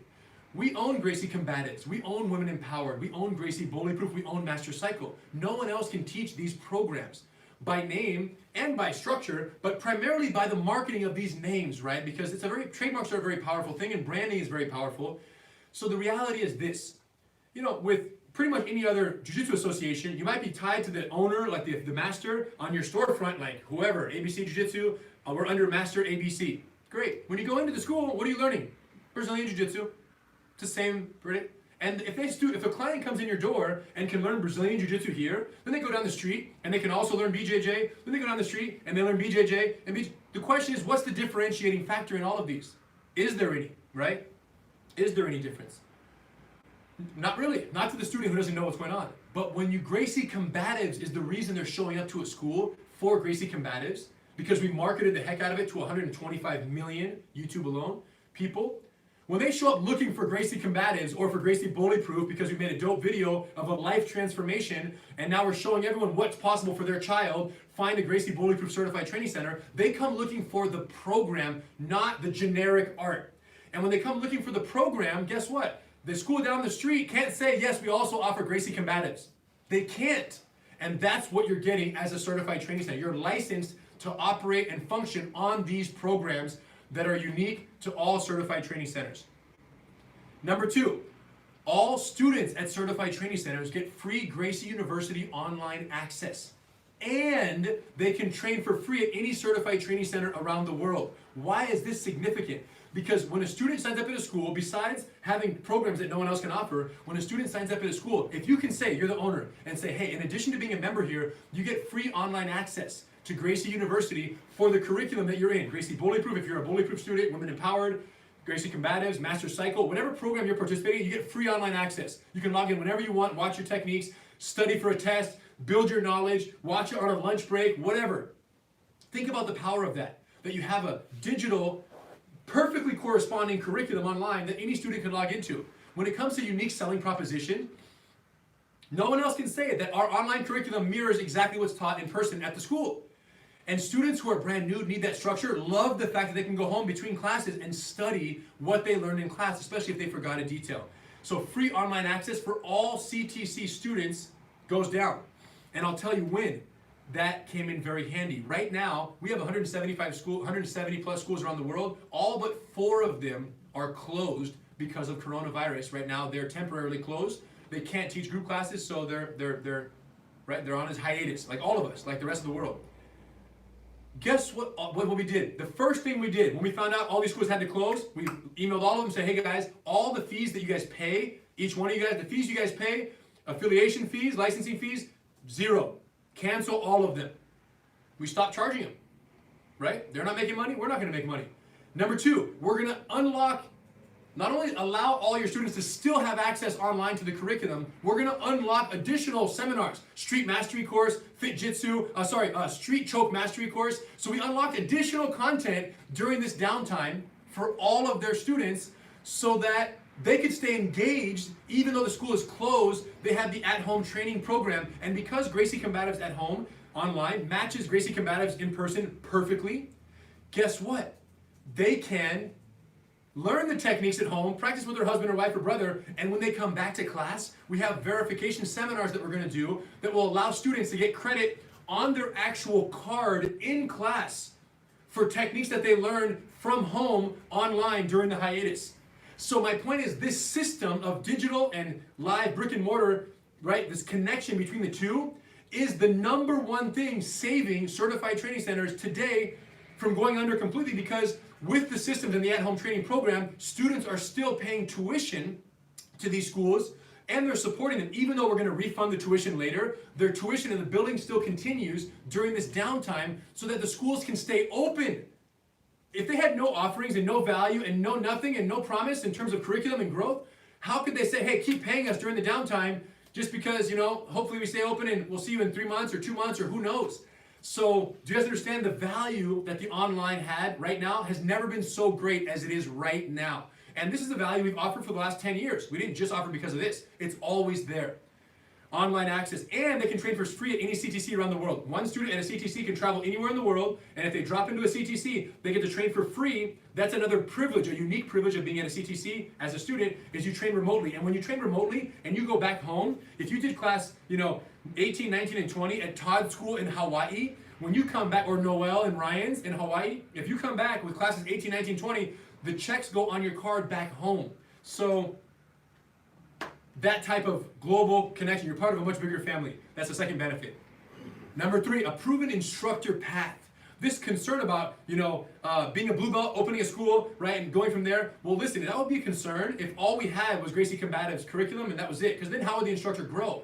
But we have charted the path from blue to purple, purple to brown, brown to black. So the path exists, and instructors are pushing through that curriculum Every single day they're teaching, then they go study and practice on their own. And then they come to GU or another black belt CTC, they get tested, they get higher belts, they climb through the rankings as they're going. So because the online curriculum is so robust, you can push through the curriculum and be part of this process and grow with your students. As long as you're dedicated and you stay one step ahead, you always have great content to teach your students. That's why this system works, is because we have this path. And the absence of a proven path, online especially where you have remote material, for other affiliations is why other people say, no, you gotta be a black belt to open a school.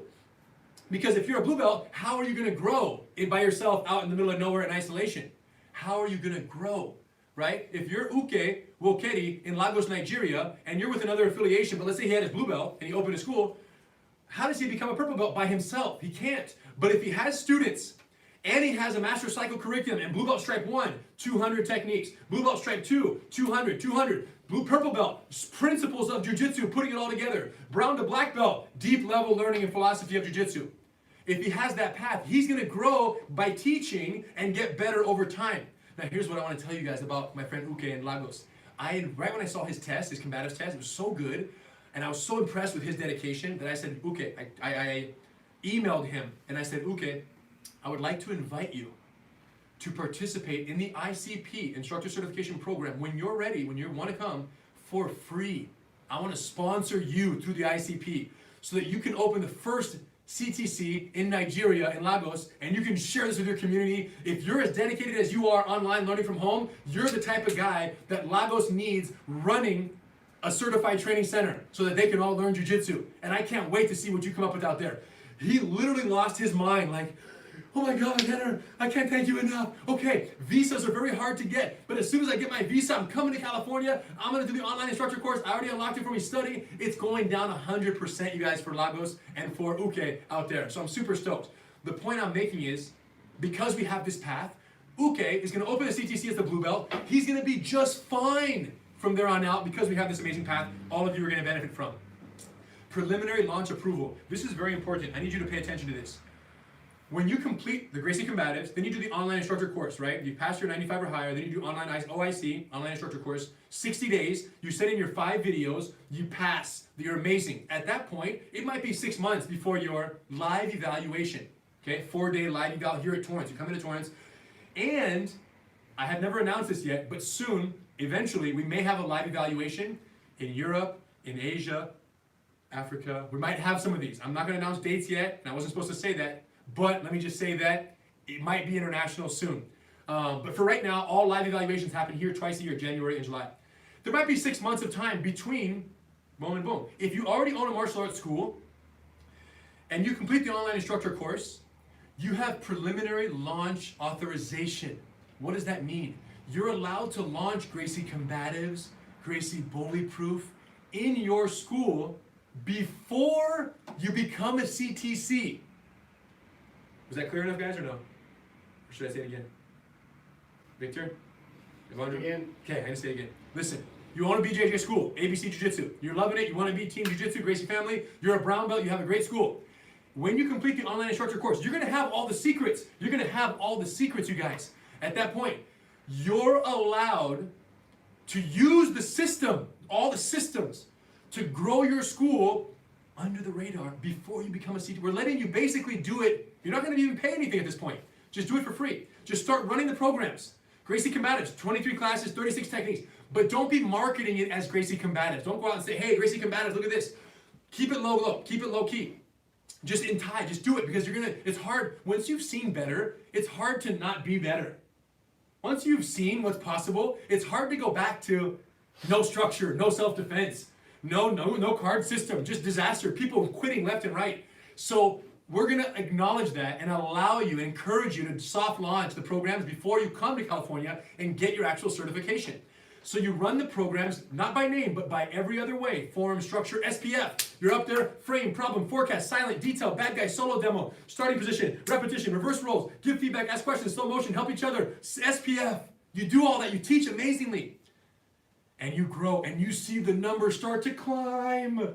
Student enrollment, retention is going to go through the roof. The students are going to say, teacher, we're loving classes now more than ever. our incentive to come to class more often has never been so high because we're getting credit. You can even print cards and check them out. Just don't put the Gracie triangle on the card because you're not licensed to yet. So then you go through all that, soft launch. So you start making money on the programs that you learn before you come to California for the live eval. What does this mean for existing school owners? You don't have to wait, you guys. Just go. Start teaching what we teach. Just go. Peace out. We'll see you on the other side. That's what that means. Benefit, and it's okay. That's called preliminary launch approval. Next, number 5, 125 million times the marketing power when you become a CTC. I don't know what else to say about that one because there are many jiu-jitsu affiliations. I can say with confidence, and they all have great instructors and masters and great benefits and great schools, many of them. But I can say with confidence, because I've spent my whole life on this, not one of them does as much to drive traffic to their respective schools as we do. And that's not even like a disrespectful statement, that's a factual statement. Show me the aggregate views that end with, hey, find a certified training center, find an ABC Jiu-Jitsu at abcjiu-jitsu.com. Show me 125 million video views with that end card, and you prove me wrong. But no one's driving the traffic like we are from the MMA global audience into the funnel to the CTCs. It doesn't happen, it doesn't exist. And that's what you get when you become a CTC. That's what you're becoming part of. Wholesale merchandise is another benefit, right? Gracie Gear, it's a huge brand, huge clothing brand. We sell all over the world online. All the CTCs get massive wholesale discounts, and then they sell their stuff to their students. So when a student watches a breakdown, comes to the CTC, says, I want to train because I saw a YouTube video, trains to the CTC, falls in love, I want to buy that new Alavanca t-shirt or that new Gracie gi. Great, here it is. And they get like up to 50% off, you guys, on the products, and then they double it, and then they deserve to make that money because they're bringing it and they're creating the student. So you deserve to sell products and merchandise because you're the responsible party for making them fall in love with you. I got them in the door. You made them fall in love and you kept them on the mat with your connection and your amazing teaching and human skills. Exclusive territory, right? Many affiliations, there's no exclusivity. You just kind of, hey, it's a freaking free-for-all.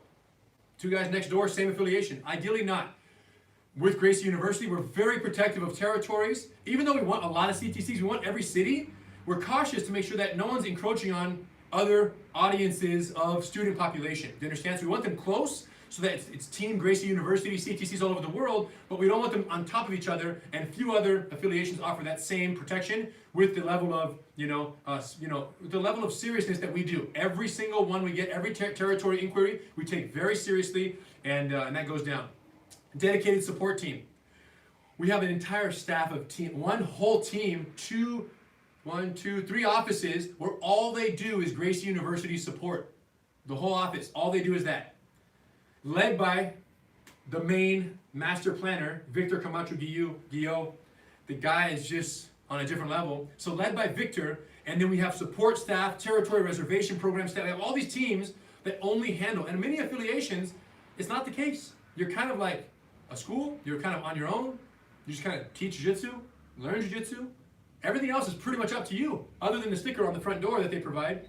So, I'm just trying to say that there's incredible value in when you can pick up a phone, call someone, or send an email, get a response, and we can help you overcome the hurdles because everyone's going to have different hurdles, you guys, and we are the hub that helped that happen.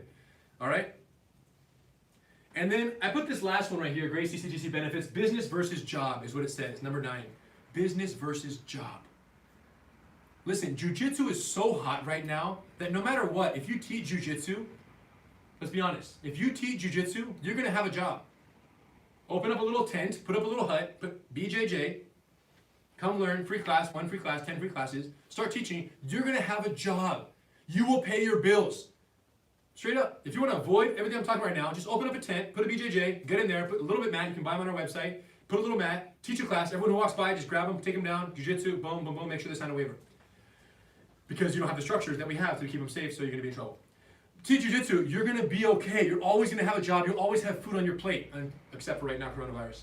But assuming we lift this virus, get out of the storm, you're going to always have a job if you're teaching jiu-jitsu because it's so good. Jiu-jitsu is so amazing. Even if you do it wrong, it's just so beautiful, and you're going to get enough students, 10 and 20% will stay to help pay your bills. If you want a business instead of a job, you need what we got. Simple. You need structure. Listen, you need this, you guys. Look at this. Gracie Combatives. Gracie Combatives. Gracie Women Empowered. Master Cycle. Gracie Bully Proof.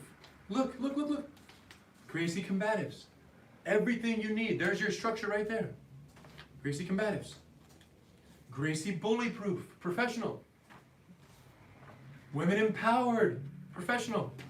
Master Cycle. Professional. Gracie Combatives. Calendar every day of the month. Templated. Gracie Character Development Program. Gracie Game Day Program for kids.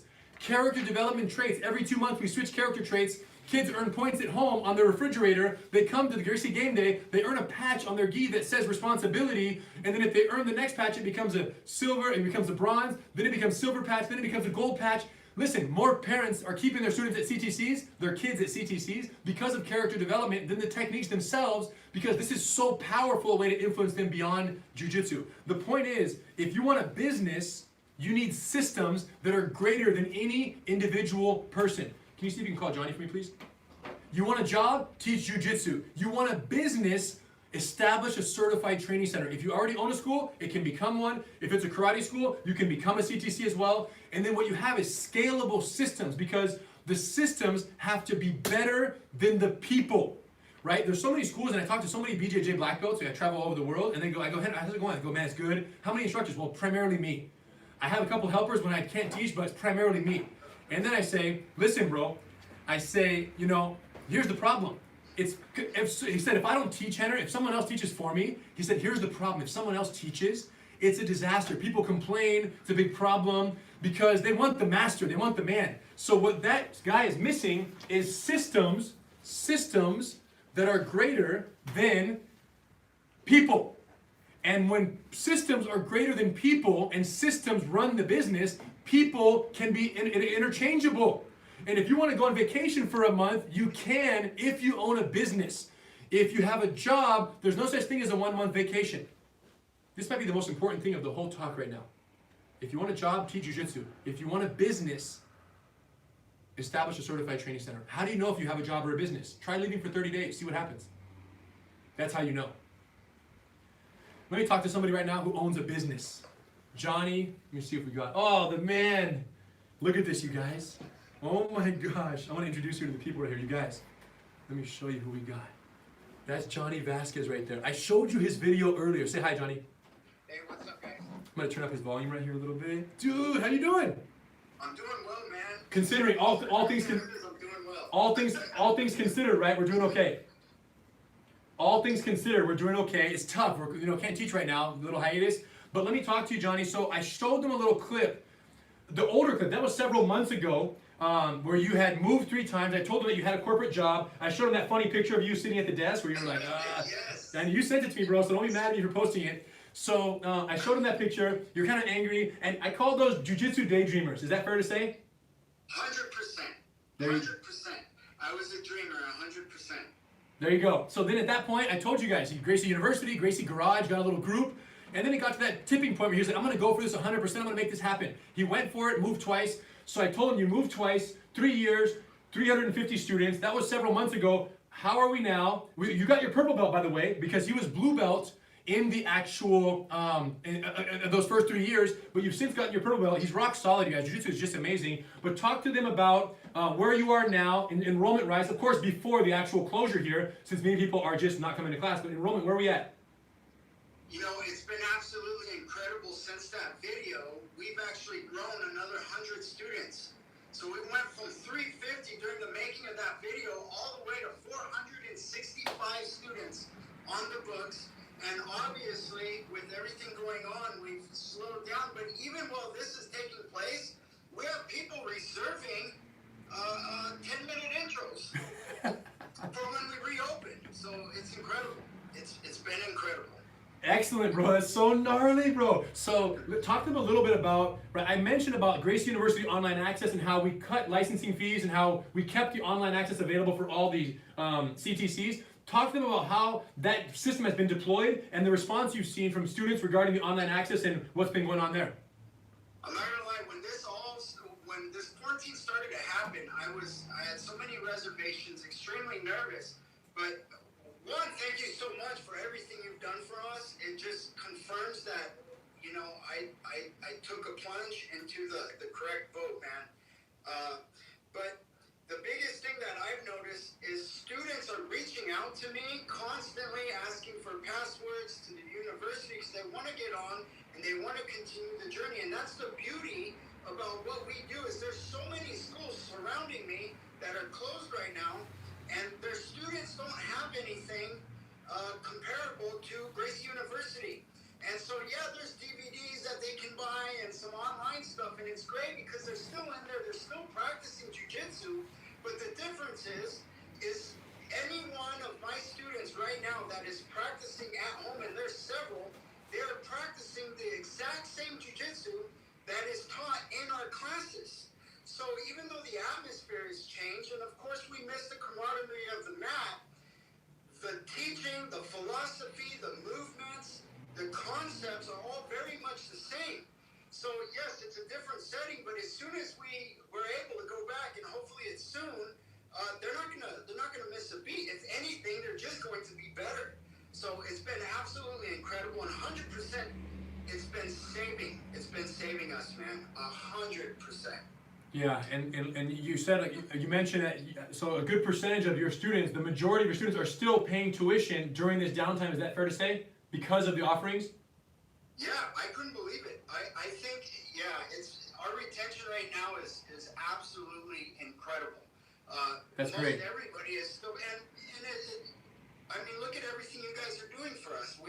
You've lit up so many other green spots in the university. You're doing live webinars, and we all speak the universal language. So everything that we're doing at home is going to be conducive to when we reopen. So it's been incredible, and yeah, the students, most of them are more than happy to continue paying their tuition because they still feel they're receiving adequate benefits for it. That's it, bro. And then last thing, you're in a territory. Some people think that the haters think that people train with you because it's Gracie on the door, right? And that they don't know anything else and they've never met a black belt in their life. And I mentioned to them that there are other black belts in your neighborhood, right? Other schools and other BJJ. Are there any examples of students who've come from there or who, right? Talk about that comparison a little bit. People think that they're just oblivious to anything else. Listen, I understand a lot of people may not believe this, and some of you may, and you're on the fence, you have reservations. I am surrounded by over 100 martial arts schools in a very small area. The population is maybe 500,000 in total up here. And I have BJJ black belts that aren't just regular black belts. These guys are, you know, they're big names, man. And yeah, we, you know, 2 years in a row now, we've won Best in the Desert. And we have, and I don't want to mention names, but we have students that cross-train from those gyms because of how amazing our curriculum is. And it's structured. Not to mention law enforcement, they're always bouncing around to the gyms trying to figure out what's conducive to them. And because we focus so much on actual applicable street self-defense at a beginner's level, it's huge, man. And yeah, we do. We have people that cross-train from the gyms. They have so much sweat equity involved in their other gym that they don't necessarily want to leave, but they're infatuated with the organization and what we're teaching within the curriculum. So, you know, they do both. They do both. It's been absolutely incredible. And I can throw a rock to one of our competitor gyms, man. I can throw a rock to them. So Don't throw the rock. I won't. Trust me, man. Right? You don't need to throw anything, bro. You're already killing it. Trust me. Your success is enough by itself. Well, thank you, bro. Thanks for tuning in. I'm going to finish up. I have a few more minutes with them. A couple of things we're going to talk about. Keep up the great work, bro. Thanks for the feedback on the live webinars. We're going to keep those firing and for all the great work you do up there. I appreciate you, man. Hey, man. It's my pleasure. Thank you so much, brother. All right. Take it easy, bro. Talk to you soon. Dude, so there's Johnny V. One of the homies, man. And he's Apple Valley's. It's several hours away, I think. I've never been there. But it's far enough away where it's, you know, he's its own definitely territory. But he drives here periodically for private classes, with Alex Stewart, does great work. So one of the greatest guys. You guys runs a very tight operation, but this exists nationwide and worldwide, right? Johnny's just one of our guys here. Just an amazing guy, amazing business. So now let's talk a little bit about the actual fee structure of becoming a CTC. Now that we understand the business, we understand the business mastery course, we understand some of the benefits. Talking about the fee structure, really 3 fees. Number 1 is this initial ICP fee, the Instructor Certification Program fee, $1,600. It's a one-time flat fee, you pay that. Now, you pay that, like I said, that will give you the whole territory for 12 months if you apply for the TRP. If you don't apply for the TRP or you don't want to reserve a territory, you can do the ICP for $1,600 and just pay for that process after you complete Combatives, or you can get the territory included with it if you intend to open a school and you want to protect yourself in that manner. So $1,600 covers the territory, covers Gracie Combatives, Gracie Bullyproof, covers you through the ICP, the 4 days here. That covers all of that for that $1,600, okay? And the teaching proficiency videos of the ICP included as well. The only thing that's not included is your Gracie Combatives test, and of course travel expenses. But your actual Gracie Combatives video test or live test that you take, wherever you take that Gracie Combatives test, that test is not included in the process. So, because you might fail once. Actually, you're only allowed 2 tries, by the way, on that Gracie Combatives test. If you fail more than twice, you cannot become an instructor. You cannot go this path anymore. So test carefully, aim for 100%, have to score 95 or higher, but you only have 2 tries. So if you fail, you pay again, and then all the way through the ICP. So that's the $1,600. The other 2 fees are a licensing fee and the student fee. The licensing fee is essentially the affiliation fee, and that is comparable to what other, right, both of these right here, that is comparable to what other affiliations are.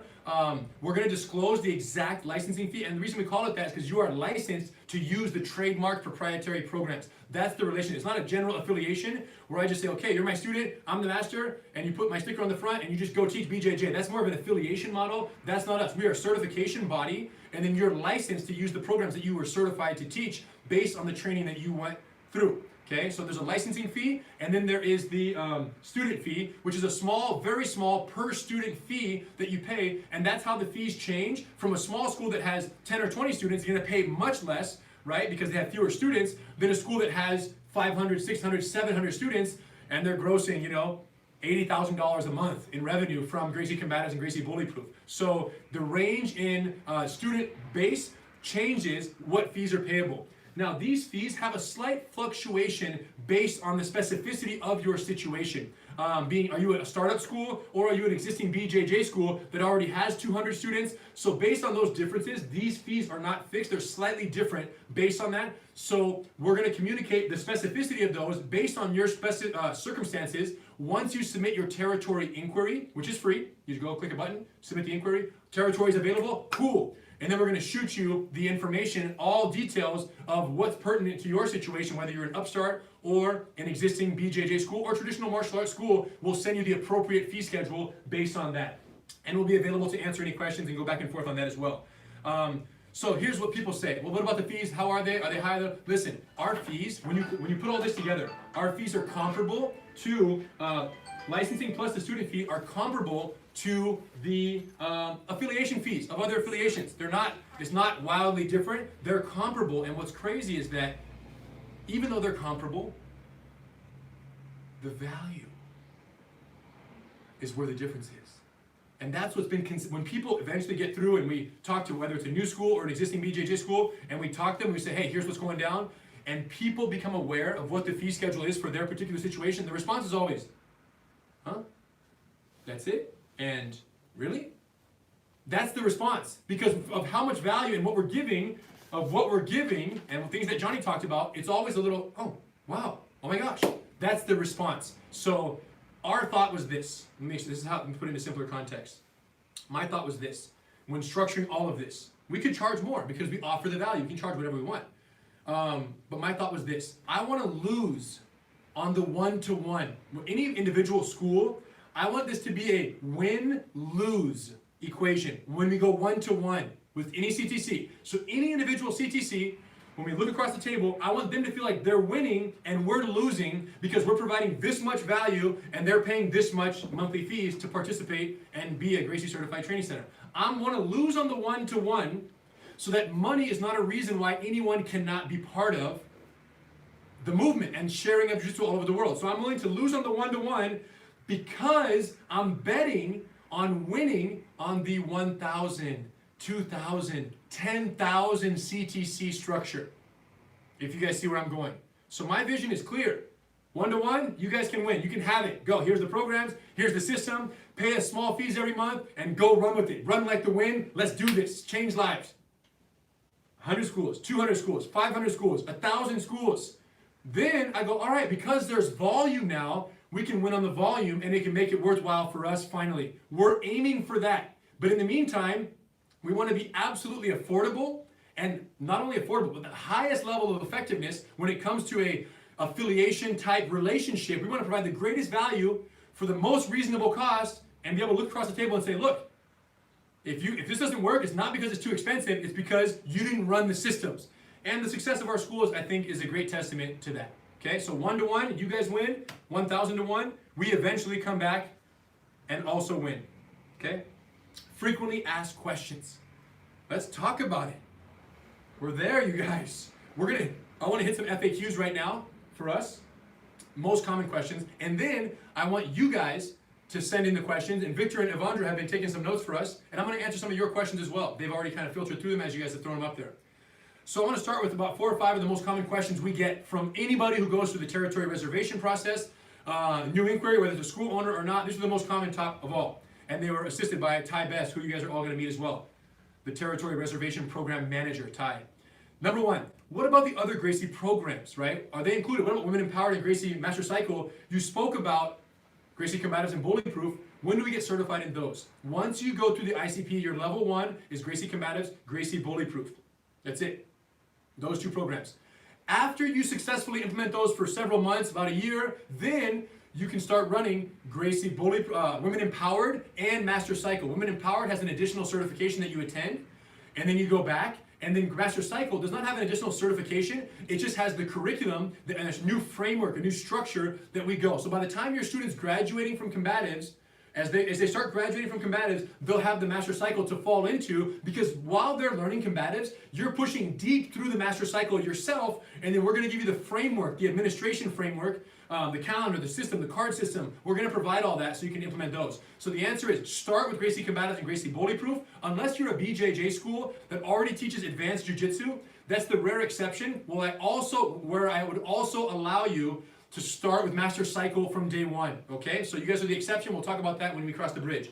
But generally speaking, if you're an upstart or a karate school and you want to offer Gracie Jiu-Jitsu, you start with Gracie Combatives, Gracie Bullyproof, and then from there on out, as you grow your qualifications and you grow your skill level, you increase your teaching capacity and programs. And your level of certification also climbs as you go from blue to purple belt, brown belt, black belt. Live testing at here, headquarters, we're checking your rank, we're always checking and rolling with you, and you're just going to be a monster in development, also a monster in delivery, which is very exciting, okay? So the answer is yes, they're included, but they come a little more delayed for most people.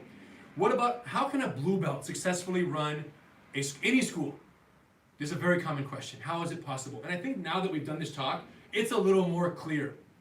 And the reason it's possible is because, first of all, a blue belt is not guessing one thing. There's nothing about what they're teaching that is guesswork. Nothing about what they're doing is, what should I teach today? Because if that's the case, no blue belt will be qualified. What we did is we taught them a perfect curriculum, and then we certified them in a teaching process, how to communicate that delivery of that technique, as well as how to correct mistakes, all these things through the ICP. They learn every aspect of how to administer that program. So what we've done essentially is created messengers. They're not writing the messages, they're delivering the messages from headquarters. So I know that lesson number 5, punch block series, at every school around the world, it's as if I was teaching it through another person. And they've learned how to teach it, how to correct the mistakes, every aspect of that. So that's how a blue belt teaches today. How did they grow? That perfect curriculum. I already told you, we have the path. And because they're following the path of our curriculum, they're developing ahead of their students, right? Training, putting in their time, study, teach, study, teach. They're going. And then they're testing periodically for their own promotions when they come to headquarters for trainings or ICPs. They're coming here and they're getting that recurring training, and then they're getting verified and they're climbing the ladder. And like I said, there have been blue belts who started with us who are now black belts 10 years later. Their primary source of instruction, many of these, for the last 10 years has been GU. Now, I can't say they were training at home because they had schools. They were teaching in a school the whole time.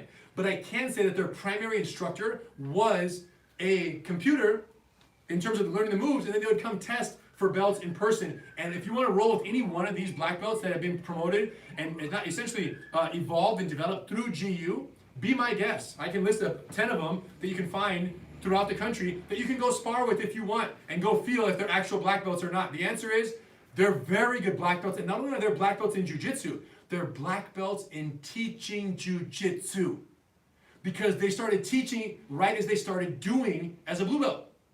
Think about the power of that versus the other method, which is train till black belt, and then only start teaching as a black belt, which means you're a white belt at teaching jiu-jitsu.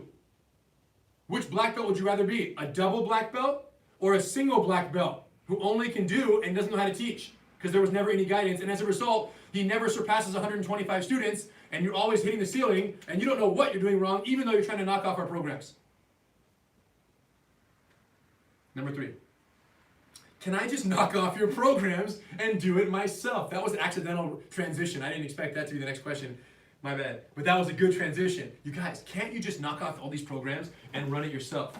Can't you just literally go online, find these documents, copy it, make your own, put some pictures. Don't use my face, I'll come get you. But put some pictures of some people, some kids, make sure you have permission of their parents, and just do it. Here, copy the card. Here, you guys want to see a picture? Here, copy this.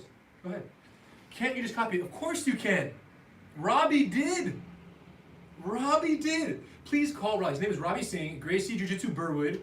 Right? His address is online. You know what I'm saying? Give him their phone number later. Call Robbie, you guys. Email Robbie. Say, hey, did you knock off Henner for real? Email him. And he's going to say, yeah, I knocked him off. How did it go? 125. That's what he's going to tell you. He's probably watching right now. Sorry, Robbie, you're going to get blasted with emails. Ask him how the knockoff went. 125. Now, here's what's crazy. He would have never known, right? Do you see what I'm saying? If he would have just knocked it off and stayed at 125, for all he knew, that was success to him. You don't know what you don't know. When I was in Australia for Ronda Rousey's fight with Holly Holm when she lost the title, I was there coaching Ronda. Robbie found out I was in Australia and said, Henner, I'm on a school. Can you please come do a seminar tomorrow at my school? I said, bro, I got to coach Ronda. Had some things to do, but I might have time in the morning. I'm down. How many students can you get to the seminar? No, whatever you need, we got. He pulled together 60, 70 students. It was freaking great seminar. And I announced it on Instagram so everyone came. You guys, I got to drive with Robbie. Because of the time that I spent in the car with Robbie, who was stuck at 125, knocking me off, because we were stuck in the car together, I was like, so how's it going? How's your school? He's like, well, I have a lot of questions about Gracie Combatives. He had all these questions about what we were doing. Like, he cared. And I answered all the questions. You guys, within 6 months, he was at the ICP getting certified. So my point is, unless we shared the car together and had those talks and that intimacy of the conversation, he would have never taken that jump. He was happy enough with 125, knocking off his students, teaching on the red mats of some karate school that he was renting the mats from because he couldn't afford his own place. Now he's got the most beautiful blue mat in Australia, 600 plus students, close to 700, and here we are. The point is, this is your intimate conversation chance. This is us sitting in the car together, just kind of shooting it, talking, and just kind of loosely talking about this. And I'm following a PowerPoint, but I'm not following a script. I'm following my heart when I'm talking to you right now in terms of trying to communicate what your options are right now. You can enjoy the relative success you've had up until now for as long as you want. When you're ready to double or triple that, that's when we need to be together. And you can let little questions or uncertainties get in the way, or you can just do what Robbie did and say, okay, I'll see you in 6 months. Learned Combatives in a month or two. He learned it fast because he's already teaching the knockoff because he already had the videos. That's how he copied it. Showed up 6 months later, did the ICP online videos, passed the online, came to the live eval, met him there. I'm like, dude, the guy from Australia. He said, I told you I would come. Done. Now he's one of our top black belts, both technical and teaching, and he just kills it. Comes to every ICP now. You'll see him. If you come, you will meet Robbie and tell him that you heard about him in the live webinar, Business Mastery webinar. So yes, you can knock it off. Let me know how that goes for you. And here's the other thing. If you knock it off, you're going to go through all the effort to create what's already been created. But more importantly, you're going to go through the effort to provide a service the way it should be provided. You're going to teach jiu-jitsu the way it was meant to be taught to the people who were meant to learn it. You're going to set up the right framework. But here's the problem. Remember that funnel? Remember that funnel? The 125 million views funnel? You're not going to be at the end of that funnel if you knock it off, which is wild. Because you're going to put all the time and sweat equity to build it, and then for a few $100 a month, you're not going to want to be an official CTC because you want to save a couple $100, not realizing that that couple $100 being part of the funnel could have got you double, triple the number of students, which would have meant untold increase in the revenue of the operation. Ask Robbie, ask Johnny. Johnny didn't have a school before, so there's not a relative comparison. Robbie did. Think about the difference between 125 students and 650 students in terms of his bottom line. Robbie also had to quit his full-time professional job as a, I think, psychologist, therapist of sorts. He was someone who worked with, people who had learning challenges, very dedicated to his job. He had clients that loved him for his life, and he stayed as long as he could. He had to quit because of the school could not grow anymore on part-time Robbie. So he quit his job, and now the thing just took off the lid a few months ago, and it's just like ridiculous. Go check him out, Gracie Jiu-Jitsu Berwood. So that's the knockoff. Get on the bottom of the funnel. If you're going to knock it off, at least let me send you students. That's all I'm saying. That's all I'm saying. If you're going to knock off a few pieces of what I'm giving you, fine. But if you want to knock off the entirety of the system of success that I'm showing you, do it right and let me send you students by becoming a CTC. It's going to be a little more work, but the results are going to change the rest of your life. I guarantee that. If all instructors, this is very good, number 4, if all of us teach the same way, Gracie Combatives, where is the individuality in jiu-jitsu? A lot of black belts, this is not a new, blue belts don't care. They, please, let me teach like you don't know Henner. But other black belts who've been around for a long time, they go, man, Henner, I've been doing this for a while. What about, where's my flavor in jiu-jitsu? My response is simple. Listen, we have to agree on a single tree trunk for the world of jiu-jitsu. His name, her name, its name is Gracie Combatives. Me and Hidon already nailed that down. We already agreed. It's been 10 years in the making, and now we have 170 schools, 500 plus instructors who also agree this is the tree trunk of jiu-jitsu. So if you're the onboarding black belt, you also want to agree that that's the tree trunk of jiu-jitsu. Not that it's the entirety, but it's just the tree trunk. And what you're saying is that we agree that a new student should go through this before they go through anything else. So if they get into a fight, they survive. That's what we're agreeing to. And it should be done in this format that maximizes retention, minimizes confusion, okay? Then, once someone graduates from Gracie Combatives, they go into the master cycle. And the master cycle is a structure that has nothing to do with specific techniques. We're going to teach you techniques, but it's not specific. It actually has a chapterized, look at that, a chapterized, 7 chapters, sub-chapters. It's a framework. Think of master cycle like a file cabinet with filing folders inside. Inside each folder, there's 7 folders. Inside those folders are subfolders, and inside those subfolders, you put a document, like an actual piece of paper. You stick it in there, and that paper is a technique. You can put whatever techniques you want into these folders of the master cycle, these chapters, these categories. And then we cycle through this framework. 2 months on mount, 2 weeks on mount controls, 2 weeks on mount escapes, 2 weeks on submission counters. What you teach during that period can be stuff that you've learned from us on Gracie University online or in person, or it can be any number of techniques you've learned from any teacher you've ever learned, sport or street, anywhere in the world at any point in your life. Do you guys understand? So the individuality of jiu-jitsu exists in abundance in the master cycle because you're not restricted by techniques. You're just committed to a framework, and your freedom within that framework is unlimited. Is that an effective answer? Great. Black belts, I hope that made sense. If not, call me and we'll get on this direct. I'm a CTC student and I want to teach. What do I do? Fair question. So you're at a CTC, you're a student, you want to teach. Totally different path. You don't do the territory thing unless you're moving somewhere and you want to open a school. You don't do a territory reservation program unless you're going to occupy a 10-mile diameter and you want to save a plot of land. If you're at a CTC and you want to teach there, all you got to do is talk to your instructor. They're going to give you the proper pathway, and with their approval, you can go through the ICP as an assistant instructor in an existing CTC. One caveat, going through the ICP does not guarantee that you're going to have a job when it's all said and done, okay? So you can do the ICP, pass, score 100%, amazing certificate. It's ultimately the instructor's discretion at that point to what capacity they employ you or utilize you in classes, if at all. So make sure that they're on board, make sure you guys are on the same page. I think that more people going through the ICP is always better for the school because you have more people speaking the language of instructorship and service and helping other people and how to correct mistakes without arousing resentment. You have all these benefits. So I think it's incredibly powerful to have more instructors. However, it's up to the instructor to both authorize you, they have to unlock it for you and give you access. You gotta just ask them. And after it's done, the degree to which you do in the ICP well and to the degree to which you're committed to the school is going to determine to what capacity they have you help after the fact. What if I'm under a different affiliation already? Meaning, and I want to open a school or become certified? What if I'm under a different branch of jiu-jitsu? What does that mean? Great question. I just had a guy call me. I don't think I told Victor and Evandro this. I had a guy call me, you guys. Try to say this without giving it away. He texted me on my phone, DM, through Instagram. He said, Rener, what's up? I am one of the lead instructors of this organization. The organization he named was one of the most sportive organizations on the planet. If there was top 10, he's one of those sport organizations. And he said, Rener, I'm going to open a school here coming soon out in this part of the country. I'm not going to give anything away. I'm going to open a school pretty soon. Can I use your programs? Can I employ your programs even though I'm under a different branch of jiu-jitsu? My response was 100% yes. Why do you ask?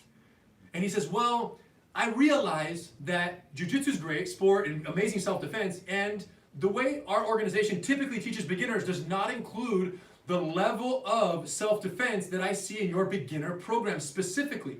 So I would love to use those at the very beginning to give everyone that solid foundation that I know they're coming looking for. That was his response to me.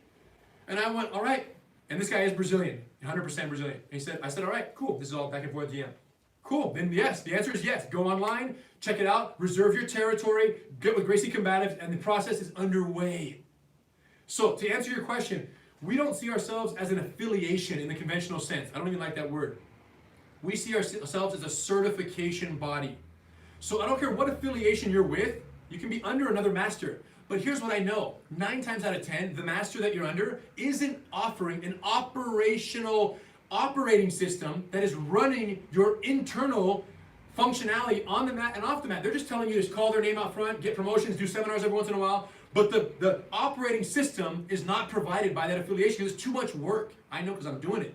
So they're just affiliation by name. So the answer is you can be affiliated with whoever you want. But when it comes to the operating system, particularly for the programs that you're going to be certified to teach, and you can do Gracie Combatives and Bully Proof, but not do Women Empowered and not do Master Cycle. You're allowed to not do those, or you can, whatever. When it comes to those programs, you're certified to teach those programs. So I don't care who you're with. If you're a student at another affiliation and you want to open your own school, and you're like, man, I can open my own school because I'm a student at so-and-so Jiu-Jitsu, I can go under Master ABC, or even though I'm a student here, you can also learn the programs, reserve a territory, and become a Gracie Jiu-Jitsu Certified Training Center 100%. And then call your school whatever you want to call it. It's your business. We don't own it. It's not a franchise. It's a licensing deal. You're just licensed to offer those programs, and we can facilitate you to whatever capacity you want our help for. Okay? So that is regarding other affiliations, 100%. Anybody can become a Gracie Certified Training Center, no matter how sportive your origins were, no matter how sportive your school is, no matter what traditional martial art you're under, you can keep offering whatever you are. But our programs are going to be held to a very high standard, both in deployment and actual implementation, and also student practice, execution, your teaching. All of that's going to be monitored on a very high level to make sure you continuously meet that quality standard. And that's my 6th question. Question and answer time from you guys. Victor, you go first. Let me know what question you have from people. If there's anyone that I didn't answer yet that is completely different. You answer most of them. Okay. Are you guys connected to Gracie Baja Schools or Hoist Gracie Network? Are you guys connected to Gracie Baja Schools or Hoist Gracie Network? No. There's a lot of confusion surrounding Gracie because it's a big family and it's a lot of family members with the same last name. So there's many Gracie family members who have their own affiliation networks and their own schools. And those schools essentially offer whatever jiu-jitsu the master instructor is providing, whether it's Gracie Baja, Hoist, other family members. All my uncles have their own branches. We know this. This is not a mystery. So the answer is no, right? Those are their own independent schools. Now, some schools that are affiliated with uncles of mine are also certified training centers. Or in like a Pedro Sauer school, we have many Pedro Sauer schools. Even though they're Pedro Sauer Association schools, they're also certified training centers, and we can pump students in their direction because of that. So this is true for pretty much a lot of different networks that have other affiliations and also still use the operating system of Gracie University. But to answer your question, if you're a student asking, going to a school of other Gracie lineage or name, if it's not on our website, none of what I'm talking about here can be promised to you because I don't control what's being offered in those schools. Even though some of them are great schools, it's going to be case-by-case basis. You got to go in there and check it out for yourself. Wandro? Yes, as a woman, is there anything that she can do regarding Woman Empowered or another program like that, another entry point? Yeah, great question. She asked, as a woman, is there another entry point other than becoming a CTC, occupying a territory, and going for that? Yes. My wife and I, my wife mainly, I'm the bad guy, launched an instructor certification program for Women Empowered. Here's the difference. Women Empowered is the only program that we've ever launched that is an open certification, which means there's no exclusive territory, there's no restriction on where you can teach it. You can teach at a high school, at a college, at a military base, at a hospital, at a rec center, in a church. Women Empowered, once you become a certified instructor, you can teach anywhere on the planet to anyone you want. And that's what's so crazy is that we thought to ourselves, let's not make Women Empowered restricted by a location. Let's empower individual instructors, women and men, and let's send them and let them teach all over the world, 24-hour fitness, Women Empowered, let's get down. Have it offered right there in the yoga room, put some mats down and let's do this. So that Women Empowered opportunity is now available. It's brand new. Women Empowered, go online, learn the techniques first, pass your pink belt test with a score of 95 or higher, video or in person, and once you pass the pink belt test, you can apply for Women Empowered ICP participation, and good to go. The only requirement is men. If you do this, you have to do the Women Empowered ICP with a female teaching partner. Women can do it by themselves, men can do it with a partner, but no men can do the Women Empowered ICP by themselves because we don't want any creepers coming through, and that's how we're gonna prevent it. And background checks and all of that stuff, but you know what I'm saying. I think you guys understand. Yes? Excuse me. Sorry, I missed it in the beginning. What is the minimum rank I have to be in order to start the program? Yeah, the question is, what is the minimum rank I have to be to start this process? In theory, 0. You could be right now someone who's just enthusiastic about jiu-jitsu, maybe had your first class, maybe been training for 2 months at a CTC, maybe been training at home in your garage like Uke for several months, but there's no rank. You could be a white belt who's going through it. What you have to understand that in order for you to become a CTC, we need the certainty that you can deliver the beginner programs, Gracie Combatives and Gracie Bullyproof Level 1 with absolute precision and clarity. To do that, before you come to the ICP, we need to have you pass Gracie Combatives 95 or higher, Gracie Bullyproof Knowledge, then you do the evaluation, you pass your 95 or higher, you get out here. By the time you get out here, when you come for the live eval, we just need to make sure that you've also done Master Cycle because you're gonna be tested sparring testing, Master Cycle, BBS 1. You have to be sharp with those techniques, and that learning can happen between your online instructor course time and the actual live evaluation that takes place in Torrance. Because when we get here, we're going to put on the gloves and we're going to let you have it. So you got to kind of be ready for the sparring test when you arrive. But besides that, in terms of starting, you can reserve a territory as a white belt so long as you work hard to learn Gracie Combatives and complete that process 95 or higher within the 12 months, right? And then you can go on to the online instructor course with that qualification. Yep. Last one right here is for people that are coming from other schools and they have a sport background. Is there a balance? How would you suggest for them to In terms of running a school, how do they run it with both? The question is, someone who comes from a very sportive background in jiu-jitsu, this is one of your questions, and they're coming from that world, that's where they were brought up, and now they're coming into this more self-defense conscious approach to jiu-jitsu. Is there a balance? How should that school be run? Here's what I'd like to say about that. Gracie Combatives, Gracie Bullyproof Women Empowered, there's no flexibility. Those programs are strong. The tree trunk is solid. Don't change the tree trunk. The branches of the tree are infinite. As long as there's sun and water, the branches will grow. And right now, some of the innovations in jiu-jitsu at the high level are spectacular. Even for me, I see videos, I see guys, I'm like, that's beautiful innovation. That's all great. The trunk doesn't change. So there's no diversity in the trunk, but in the Master Cycle, you can blend, you can teach sport jiu-jitsu, you can teach self-defense jiu-jitsu. You're gonna learn a lot from both of us. We actually have categories in our Master Cycle called sport guards, sport half guards. There's different things that we show that are entirely sportive. So the answer is, yes, you can merge the two in the Master Cycle. And we even have some students in the Master Cycle who compete jiu-jitsu competition. Even though it's not the focus of our school, they actually do go compete on their own, which I think is totally fine, but it's not the focal point of the school because less than 3% of students worldwide actually compete in jiu-jitsu. So if you tailor the classes to them, you're alienating the 97% who just want to learn an art that can defend themselves, go to work the next day, come back to school the next day, learn another technique, go and come back until they're ready for Master Cycle. Then they start sparring a bunch, get tight, build that resilience, that flexibility, that endurance, get healthier, but just want to live that life and put on the gloves twice a week, get punched a little bit, That's Gracie Jiu-Jitsu. So the answer is, you know where to blend it in the master cycle. Anything goes. Last one. Do you have to teach kids if I open up a CTC?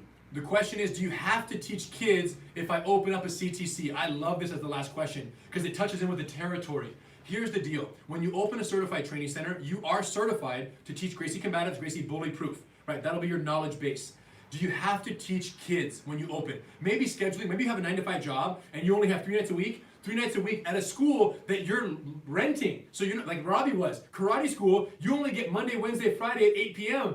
That's all the mat time you get. Because there's 3 ways to open a school, right? 1 is you already have a school. 2 is you're gonna open your own school from scratch. Like Johnny, start small. I recommend you start small. 1,000 square feet, that's all on the website. We'll talk about that later, but start small. Boom, build it up from 1,000, blow out the walls. When you have too many students, then you expand, expand, expand. So the other one is you open your own school, and the third one is you have an existing martial arts school, whatever traditional art, and you tell the master, you're an outside guy, you're not the master. You get, hey master, you have a karate school, you're probably losing students to jiu-jitsu, we can probably acknowledge. If not, watch this 2-hour webinar with Rener, and you'll realize real quickly how many students you're losing. And I would like to teach Gracie Jiu-Jitsu here. I'm certified, go to the website, you can see my name on the list. I would like to teach Gracie Jiu-Jitsu, is that okay with you? What do you mean? Well, we'll split the revenue, whatever, work out a deal, and I'll teach and use your mats when you don't have people on the mat, and we'll teach you to Gracie Certified Training Center. Oh, I like that idea. Okay, great. Both of you guys win-win. You build it up. Eventually, after you get 50, 75, 100 students, all right, master, thank you very much. I'm going to go open my own school over here. You go do your own thing because you outgrown the school.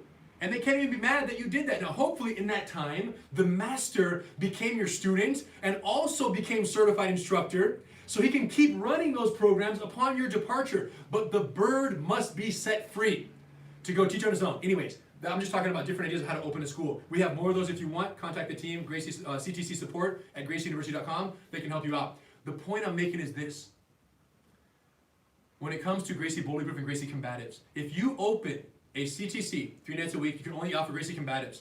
We accept that. You can start the school like that. The answer is yes, you can just teach Combatives, if that's the simple answer. Here's the complicated answer. If 6 months go by, a year goes by, time goes by, and no bully proof is added, eventually what will happen is you'll have enough people who found out about you on our website, CTC list, clicked on it, and went, no bully proof, called us and said, hey, why is there no bully proof at this school? Oh, sorry, they don't offer bully proof. They're working on it. Eventually, it becomes problematic because if you don't offer the programs, the full gambit, someone needs to go somewhere else to get it. So now you created a conflict in the territory because you're occupying a radius, a territory. No one has bully proof access, and we need to offer bully proof in that territory. So you open up the possibility for another school to exist in the same territory.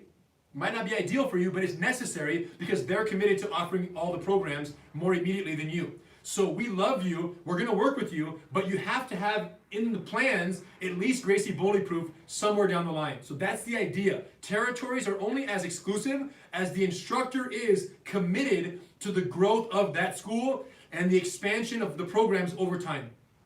Fair to say? All right. Great questions, you guys. I can't believe I missed those. So here's what we have to do right now. Immediate action steps. We need to get territory reservation program going. The way it works is you submit the button. Actually, I'll take you here. Let me go here. Let me go escape. Let's go somewhere special. Look. Look, you guys. GracieUniversity.com. I want you to click over here. Homepage. This is GracieUniversity.com. Go right here. Go to Instructor Certification.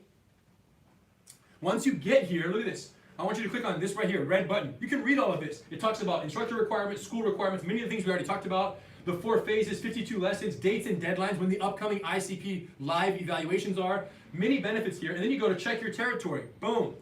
You click on that button and you scroll and look at this, you guys.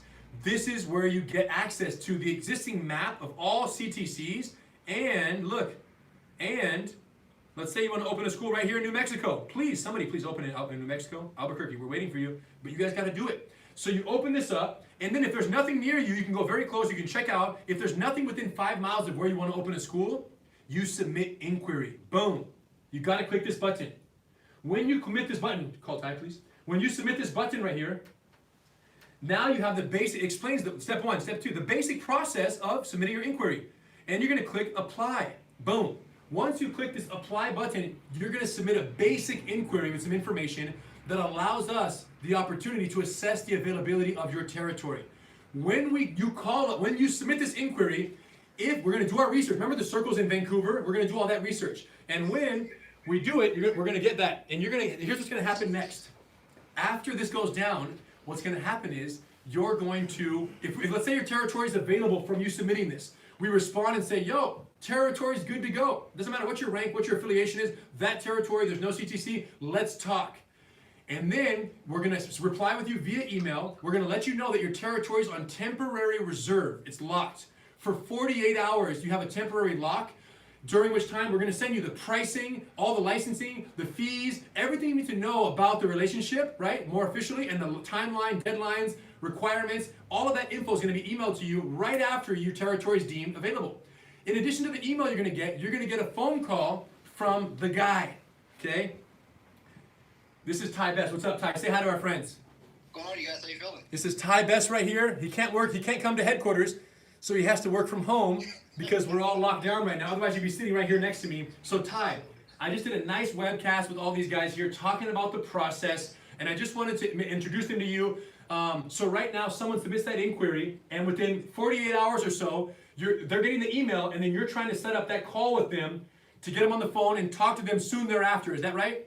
That's 100% correct. And normally, how do those conversations go? Just give us a little briefing of what they can expect once they get on the call with you in terms of questions, answers, things that you can help them with. Yes, we talk about everything there. So we give you a little bit of background on Gracie University, again, what you can expect from the program, my role with GU as far as helping you get through the ICP, through Combatives, any of your questions on starting the business, how do you progress there, what is the questions and answers that Henry already answered for you. And I think what's important there too, Henry, just as you go along really quick, is just over the course of the seminar here, I went from literally one page of 3 inquiries that have already been completed over here to now there are 4 pages of inquiries on here. Just in this conversation. How many are on a page? 10. You guys, so we just got 40 inquiries. We're not even done. We got 40. I've been going through some. Oh, you're punching through them. So we got 40, 50 inquiries right now during this webcast. And this webcast is going to live on YouTube and Facebook and our website forever. So every person who ever gets to GU and sees this, it's going to keep going right now. The territory is right now. Ty is the guy. He handles you from the TRP application. He gets on the phone with you. He's going to answer your questions. He's going to make everything perfectly clear. And he's a brown belt, well on his way to black belt himself. One of our best students, super dedicated guy. So jiu-jitsu sharp, TRP, ICP process. He is in the mix 100%. And he's going to be with you all the way from the starting of that through the 12-month process of learning Gracie Combatives, learning Gracie Bully Proof, until you get into the ICP and are going through the online instructor course. Then you take over, then you transition to Victor's team, is right here helping me all day. So Victor's team takes over at that point. That's like the ICP support team, whereas this is TRP support is with Ty and his staff. So listen, you guys, this is the guy. Ty, I'm sorry for the bombardment of new TRP inquiries all at the same time,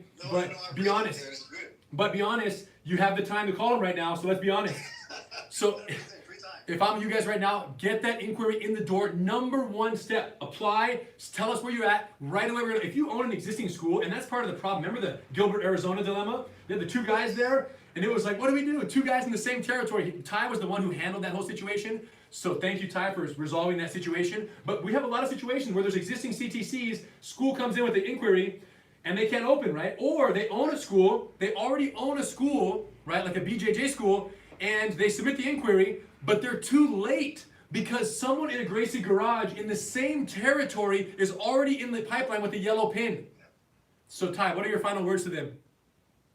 Get on it. There's nothing for you to do right now there except for once you start doing Combatives, get online here, submit your TRP inquiry, talk to me, I'll answer your questions there, we'll get you through the program there and hand you off to Victor. That's what's up, you bros. I appreciate it, Ty. All right, man, you stay up. You got some calls to make right now, so get on there, answer some questions, and I'll touch base with you later today, bro. Thanks, stay safe. Say hi to Zoe for me. Talk to you soon. Later. The homie, you guys. Ty, one of the best of all time. Like, just super homie, and just the guy. Like, you just get on the phone with him, and he just chops it up with you, and he'll just literally boom, boom, boom. And you have some fears and reservations, and can I do? Listen, if you're uncertain, talk to Ty. He'll get you over the hump. It's not quite the energy, you know what I'm saying? But it's like the Ty-nergy. Let's rest a little bit. That's it, you guys. I don't know if I have anything else to say. Well, we're here at the beginning. Business mastery. What a perfect ending to the show. I've never done this before, and if you're watching this live, I appreciate your time, and the questions were incredible. Like those were like, lifesavers. If you're not watching this live, it's still the most important business meeting of your life. If you're BJJ anything, everything we talked about right now has the potential to change your life forever. Whether you're an existing BJJ school owner, whether you're a traditional martial arts school owner who's getting, you're losing students to BJJ every day that passes, or you're a BJJ daydreamer, like Johnny was at the office like this, counting the hours before he could leave work and go to class.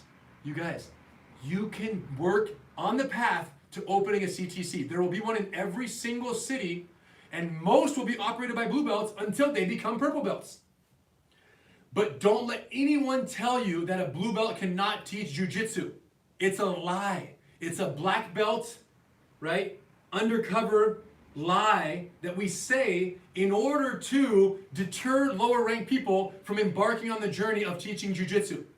And here's the irony of all this. A blue belt who's teaching Gracie jiu-jitsu with these systems compared to a black belt who's a white belt at teaching jiu-jitsu with their non-existent systems.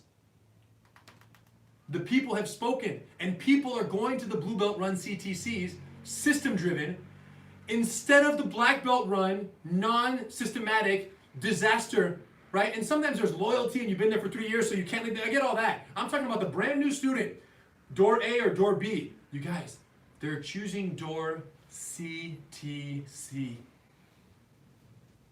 All right, I'm done. I've run out of energy.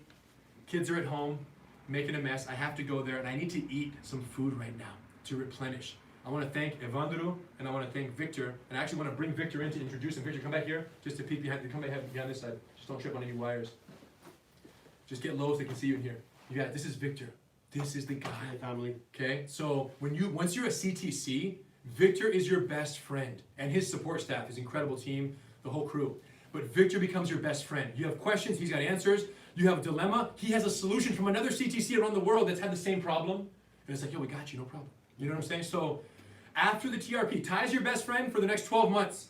After that, once you start the online instructor course and you begin going through that, you're now in the instructor creation process, not just the Gracie Combatives completion process or territory reservation process. You're in the instructor creation process with the OIC. He becomes your supervisor and your best friend. He gives you all the details, literally every step of the way. You guys, you're not sure whether you can do this. A lot of them, everyone's not sure until they do it. That's right. And now he oversees 170 awesome CTCs all over the world. And every single one of those CTCs, the owners, will also tell you, Victor is your new best friend when you have a CTC. Okay? I'm like your uncle. I'm like your cool uncle. But Victor's like your homie that you guys go to the park and skateboard with. He's the guy. Okay? So thank you for everything, bro. Appreciate you. And I have to wash my hands now. 6 foot distance.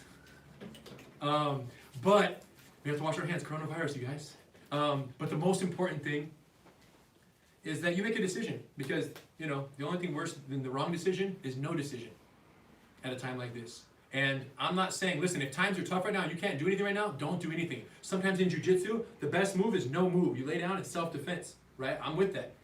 Freaking just weather the storm. Boom, boom, boom, defend. No, you don't have to get out to progress. You have to survive to make progress. But if you're right now, love jiu-jitsu, or you fear its growth without you, and you're not sure what your next move is, like, what the heck do I do? Or you lost your job, or you hate your job. What's my next life move? I'm telling you guys, if you love jiu-jitsu and you love people, there's a path for you here.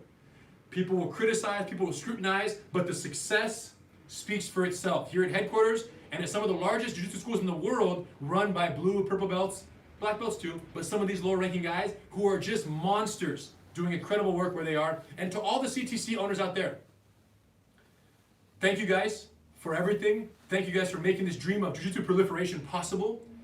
My grandfather's dream was always to make jiu-jitsu available to the world. It took 3 generations to figure out how to do that.